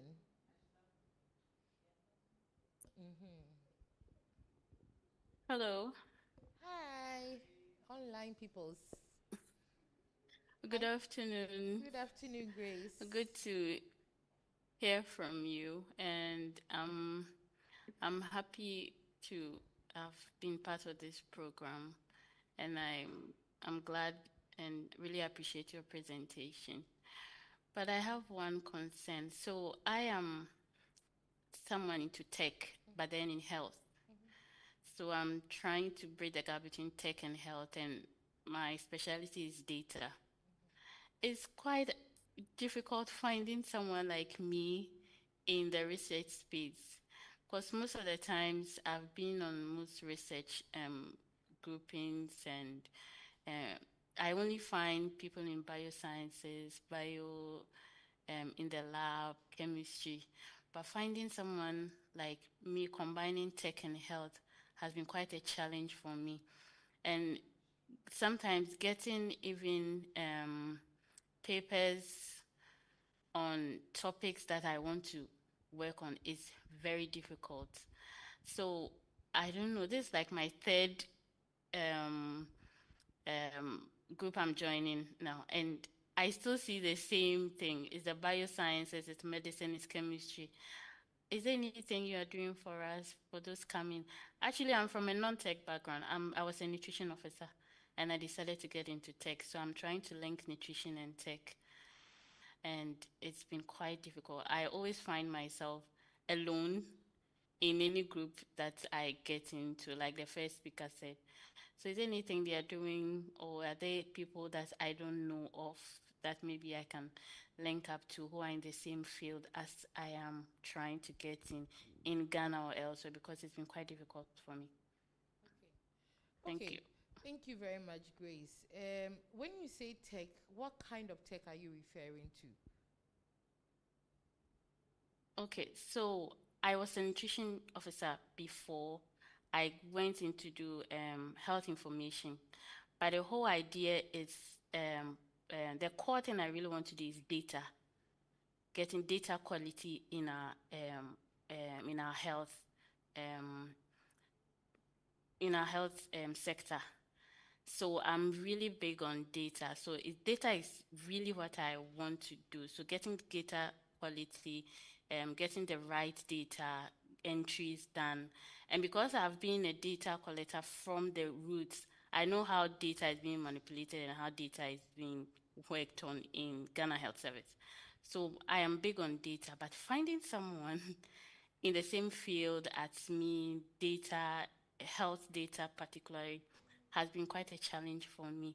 So most of the times I get into research institutions and then I try to find data anywhere I am and then I work with. So I've worked with some labs and I was a bioinformatics, but that is really not what I really want to do. I really want to get data quality and data entry, the right data entries into the Ghana health system. That has been very difficult. I can't seem to find anyone around. And all right. So I think this is a little bit beyond my remit, but I do have a few suggestions for you. My suggestions will be anyone who wants to work with data analytics, data entry, needs to link up with a group that does work in public health. That's where when you plug in, you become the most beneficial, because they do work on epidemiological data, which has everything to do with collecting data from participants within communities, appropriately using the right kind of software like RedCap or whatnot, and then sitting down and analyzing the data. That's what I can think about. Now, public health is extremely common. I mean, even at Noguchi, they have a public health unit or an epidemiological unit. Even on Legon campus, I know we have a public health, a whole school dedicated to public health. I do have a couple of contacts as well who do public health work and data analytics work. Additionally, if you are going through the bioinformatic route, as a nutritionist or as a bioscientist or whatnot, there's this whole new angle of engineering data based on known compounds and doing molecular docking kind of experiments. And this is towards drug discovery or drug design. So there are some synthetic compounds which are banked in a database, and what these kind of experiments or these kinds of investigations do is try and see which of these small molecules or compounds in the database are can be easily docked into drug targets or vaccine targets for onward wet lab experiments as possible drug candidates or whatnot. So there are quite a few ways in which you can plug in as a data scientist with a chemist or with a biochemist, and also looking at the public health route and focusing more on epidemiological studies. So those are two ways in which I can see you embedding yourself appropriately in the sciences. I don't know if it answers your question, but that's the best thing I can think about at this moment, Grace. Does it help? Yeah, it does. Okay. Thank you. Thank you. You're welcome, Grace. Yeah, we're asking questions. Everyone, every single one. So I would like to ask a question on. You have to tell me your name first. So these people, I can see their name. I can't see your name. Please, I'm Martha Sedefia. a graduate of University of Health and Allied Sciences, and I'm currently working part-time at microbiology, UG Medical School. So I was told when presenting as a beginner and you are shy, you shouldn't look directly into the faces of those you are presenting to. I'd like to know if that's true or not. Please, it's not true. In fact, I've told my lab this before, and anyone in my lab will laugh at this. But I remember my mother said, when you are presenting, imagine everyone in the room naked. That's what my mother told me. But no, you do have to make eye contact. And it's not an easy thing to do. But you know something that helps? Doing that practice in front of a mirror helps you with eye contact, because when you're standing in front of a mirror, you are looking at your face, right? And you are seeing how you look. And that somehow gives you some sort of confidence. So if you haven't tried it before, try it. I know some girls will sing in front of a mirror and whatnot, and it builds confidence. That's why they do it. Okay. Even when you're shy and you do that, you feel good about yourself sometimes. You're like, I look good, oh, you know. So please don't avert eye contact. Make it not with one person. Scan the room. You make it with one person, make it with another person. But mentally, you have to. You are making the eye contact, but you are not.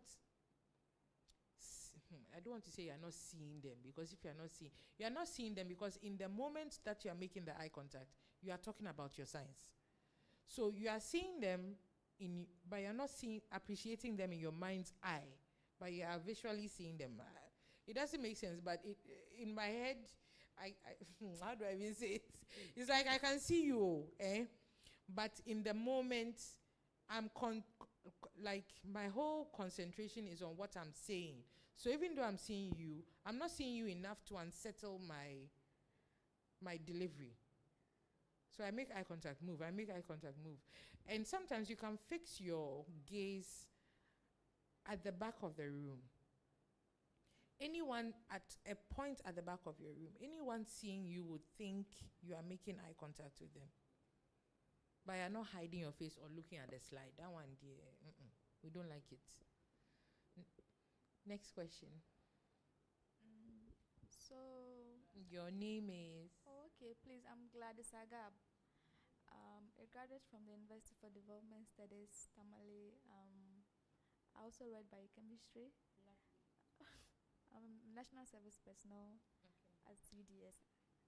So my question is, you said the second part of the presentation is equally important as the first part. And I want to know, sometimes we said we should always put what we know we can explain in the slides, so as to prevent being asked questions that we will not be able to answer. So in case you do that, but then there is something that you could explain on the surface level, but then the audience will want you to go deeper, and you don't have that kind of delivery in that situation, what do you do? Good. It happens a lot. It happens a lot when you be asked a question that you absolutely don't have a response for. There's nothing wrong with saying, I'm sorry, I don't know too much about this further, but I can find out and tell you, or find out and learn about it and update my slides with that information. There's nothing wrong with saying you don't know. Absolutely nothing. It also makes you more credible even. It makes you more credible, because if you try and answer and you don't answer well and you go and lie, even what you presented that you knew about, people will be like, this person. So sometimes it's better to say, I'm sorry, I don't know the answer to this. I can find it and update my slides with it. I can find it and discuss further with my supervisor. I can find out and come and discuss with you.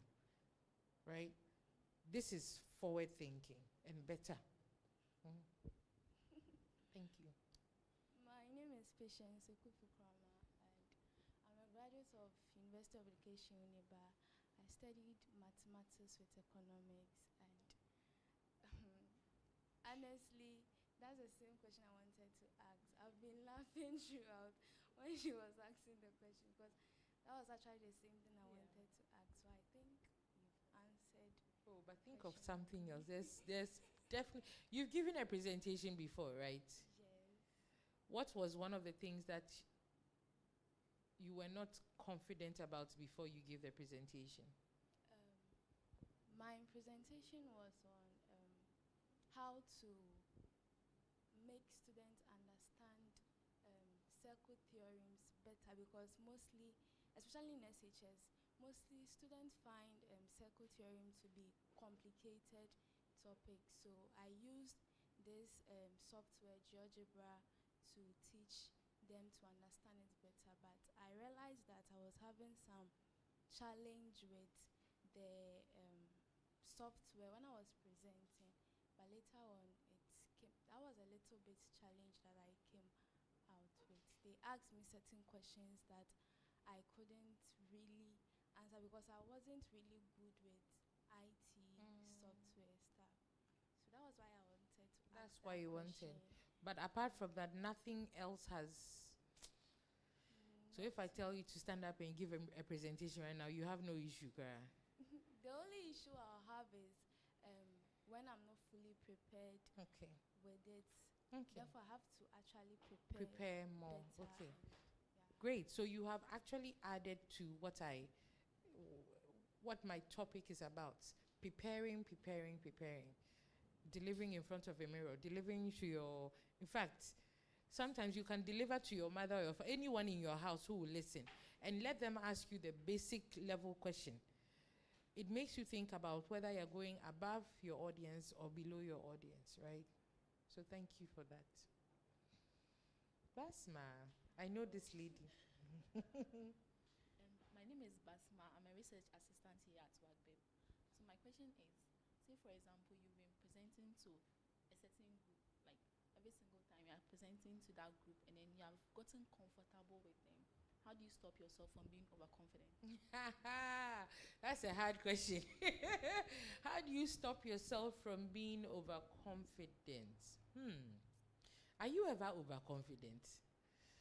I think complacent with them. You're complacent with them. Okay.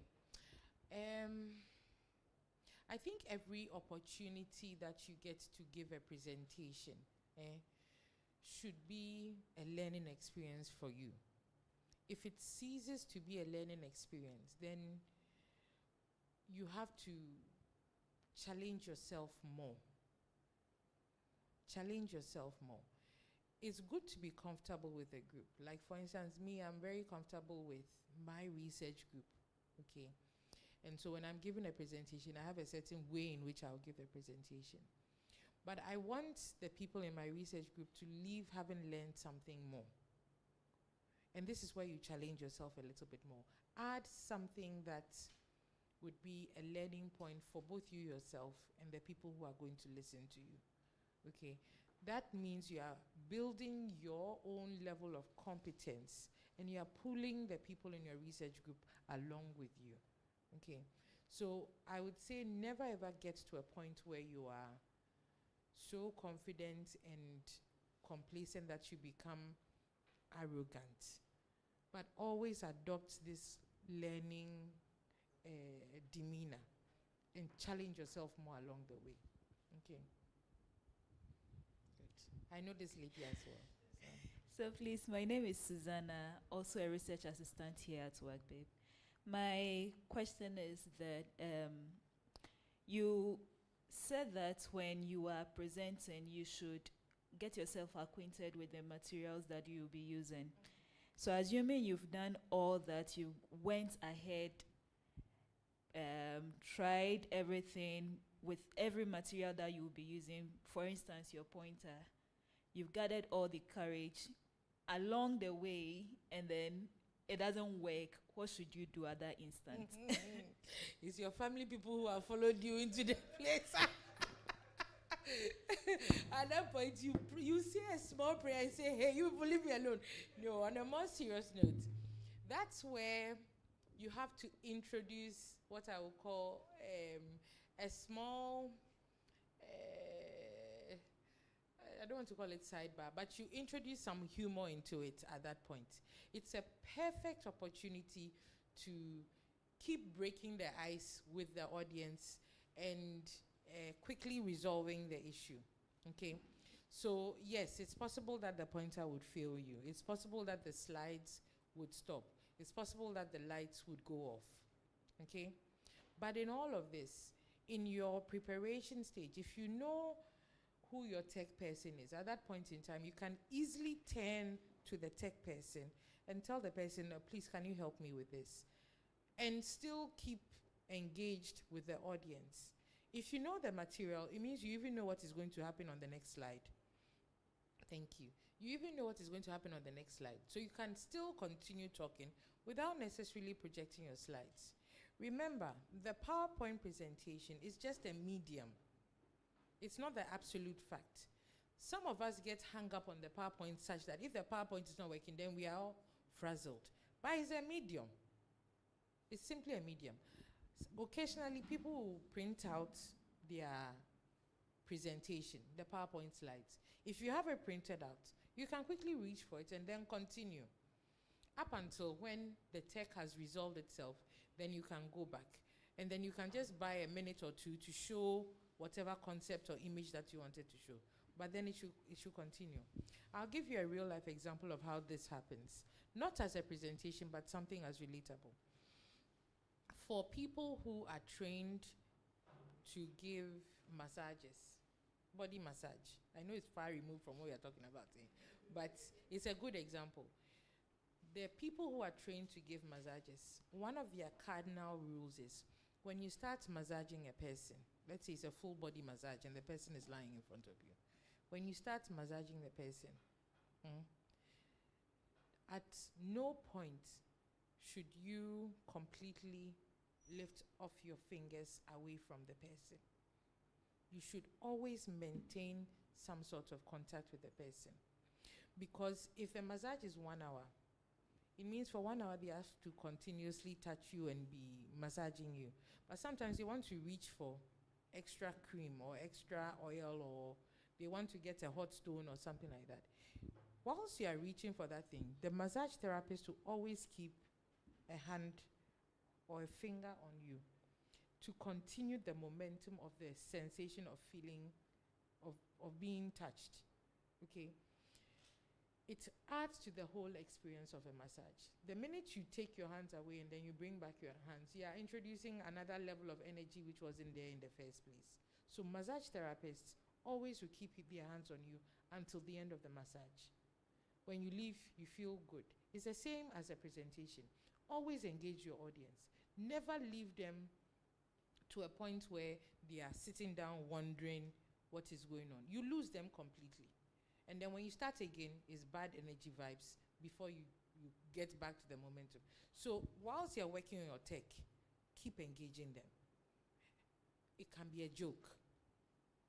It can be even an admission of, oh my God, there's something happening right now. But don't make it so obvious and self-derogatory. It is not your fault that the tech is going bad. Okay, don't make it seem like it is your fault. It will only become your fault if you didn't prepare well. Do you understand? Good. But thank you for that question. Online people, there are a few more there. So Grace has asked a question. Should I call in the order that I see your name? Miss Mavis, are you there? She's here in person. Mame Jemfua Asante Mensa. Are you there? Samantha, are you there? And Vanessa, and is it Sibanda? That's a lovely name. Vanessa, you have unmuted. Hi, I'm here. Hi. Do you have a question for me? No, please, I don't have a question. Everyone Thank is you. asking. I enjoyed your presentation. Everyone is asking a question, so you have to ask one. Oh, I'm fine. I guess you did a very great job, so I understood everything. It's not possible. It's very possible. Negative. What is one of your biggest fears about giving a presentation? It would be the fact that I may be laughed at. Maybe in terms of my physical appearance. Okay. Yeah. All right. It's interesting that your laughing at fear is the physical appearance instead of the knowledge of the subject matter. But it's all good. Yeah. For things like that, which are valid concerns, I must say, Vanessa, it's valid that you are concerned about people criticizing how you look, right?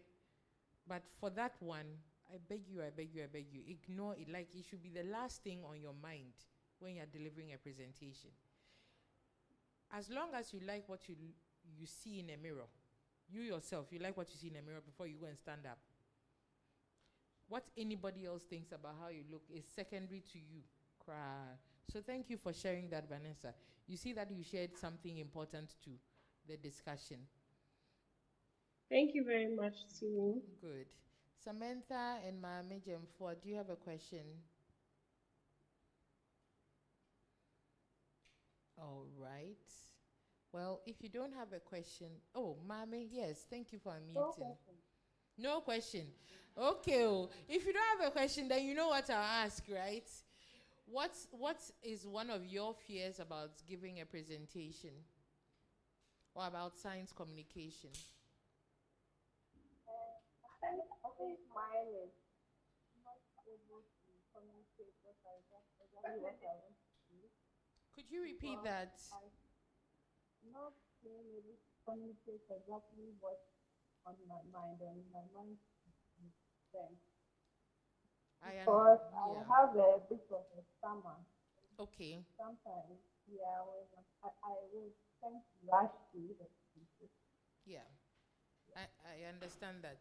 And thank you for sharing that. That's also a very valid concern where you are not sure that you can communicate what is on your mind, because sometimes what our mind sees is different from how we want it to come out. Especially if you speak multiple languages. Sometimes you understand it in your mind's language in Ga or in Twi. But for it to come out in English, it's a struggle, because the word is not wording. You understand? It's not there. So it is a valid concern. What helps? Yeah. I find what helps is if you write down your presentation. So if you have a 10-minute presentation, pause for a second and write down everything that you have to say. Write it with your hand. Don't type it on a computer. There's a big difference. Write it with your hand, because what you write with your hand is flowing from the language in your mind to the pen. So write it all and then read it several times. It builds your confidence so that you are never ever at doubt, or at a doubt that you are going to convey the topic that you want to deliver in person. Okay? So always write it down. It also helps if you have a stammer. When you write it down, you can easily reflect to your notes during the delivery of the presentation. Okay? Thank you for adding that to our discussion. Samantha, you're the last but one, and then Sibanda, if you are there, do you have a question, a comment? Hi. Whoa. My apologies. I was a bit nervous to say something because someone posted this link on LinkedIn and I just joined. So I'm not from Ghana. I'm actually from Miami, Florida.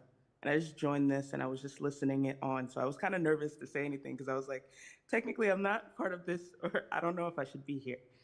But I was listening to everything that you were saying, and like I really resonated with everything, especially with what you were saying when you were saying, like, if you can't communicate your science to the people around you, then you don't really know it. Like, you just know, like, information that you think makes you sound smart, right? Uh, but my question or issues that I've had with presenting is when my mind goes blank because of nervousness.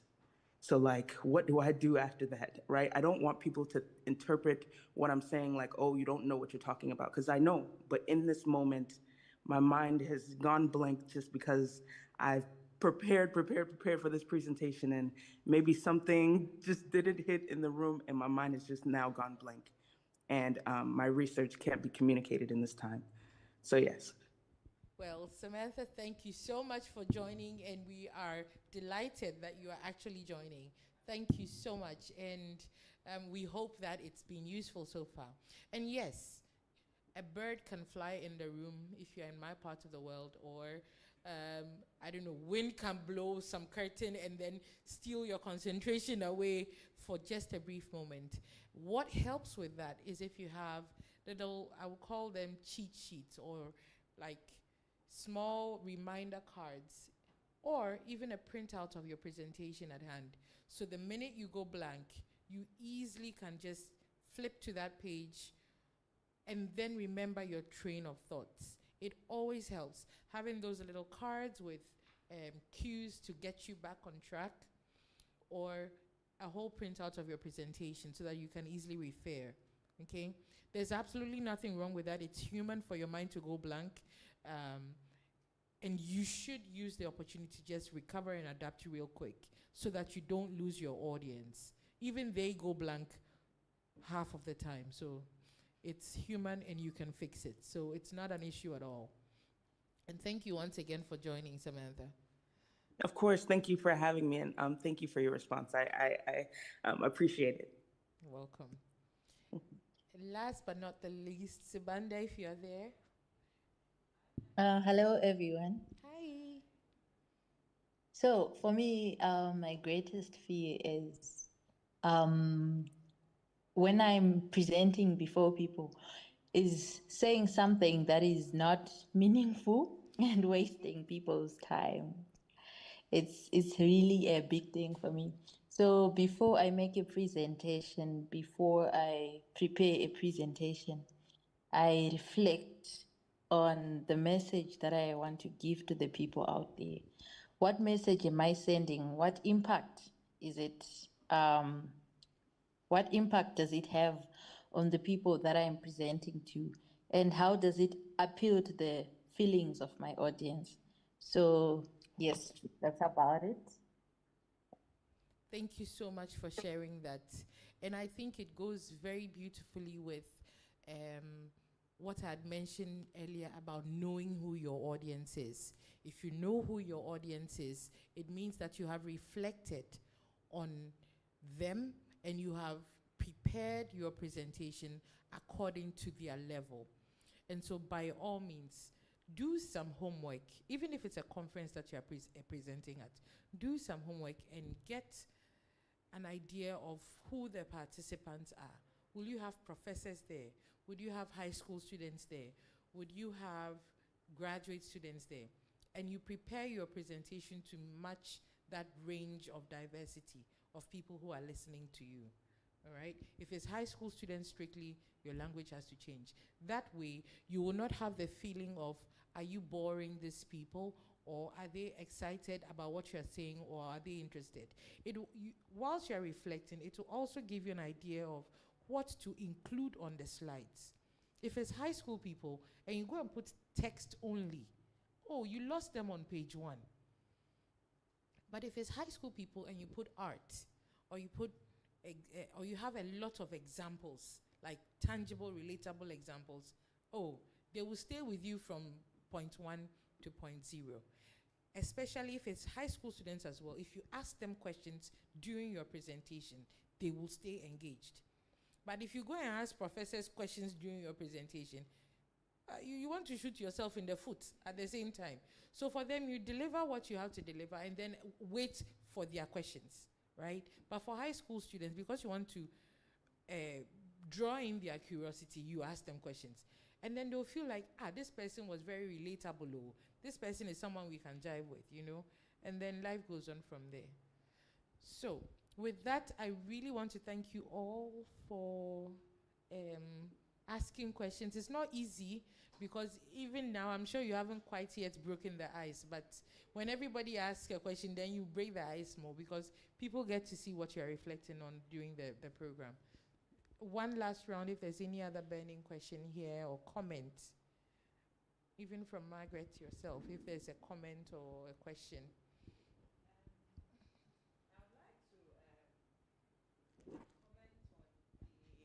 Question Grace asked about feeling like the only person in the room. Think of yourself as a forerunner and just buckle down to know that you are creating a niche that didn't exist before you. So you find a community of people doing the same work you are doing. Please do not think that you are alone. Think of it as I am going to be the one standing with a torch for other people to follow in that same path. So there are always people breaking new frontiers, doing new work that hasn't been done before. So think of yourself as a forerunner and look at how that what you are doing can now become an initiative to bring on more nutrition officers into a different part or aspect of health called bioinformatics. So please, FeMS is a community. By all means, we'll find someone who is doing a little bit, but that is why we also have the mentorship opportunity, so that we can also put out a call for mentors in that field.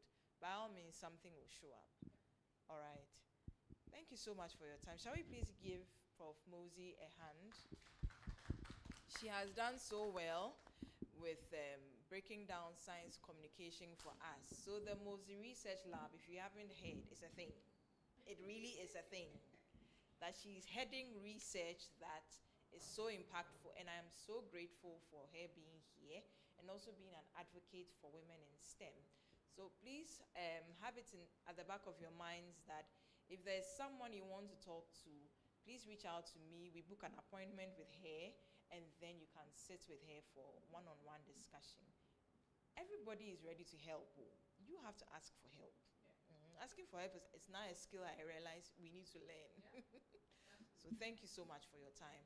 I'll see her off while our Director of Communications and Social Media gives us the vote of thanks, and then we go off our live. But I'll be back here, so we should restructure how tomorrow will look like, so that we know who goes after who. All right. Thank you. Thank you.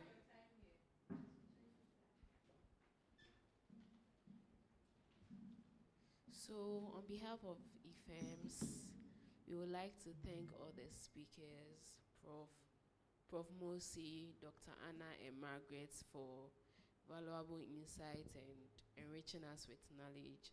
I also like to thank all the participants for making day one of the research symposium a success.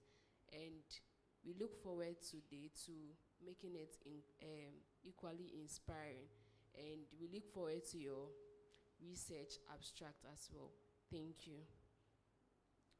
So yeah, before we end, I would like to have like a short interview with the in-person participants, if that's okay with you.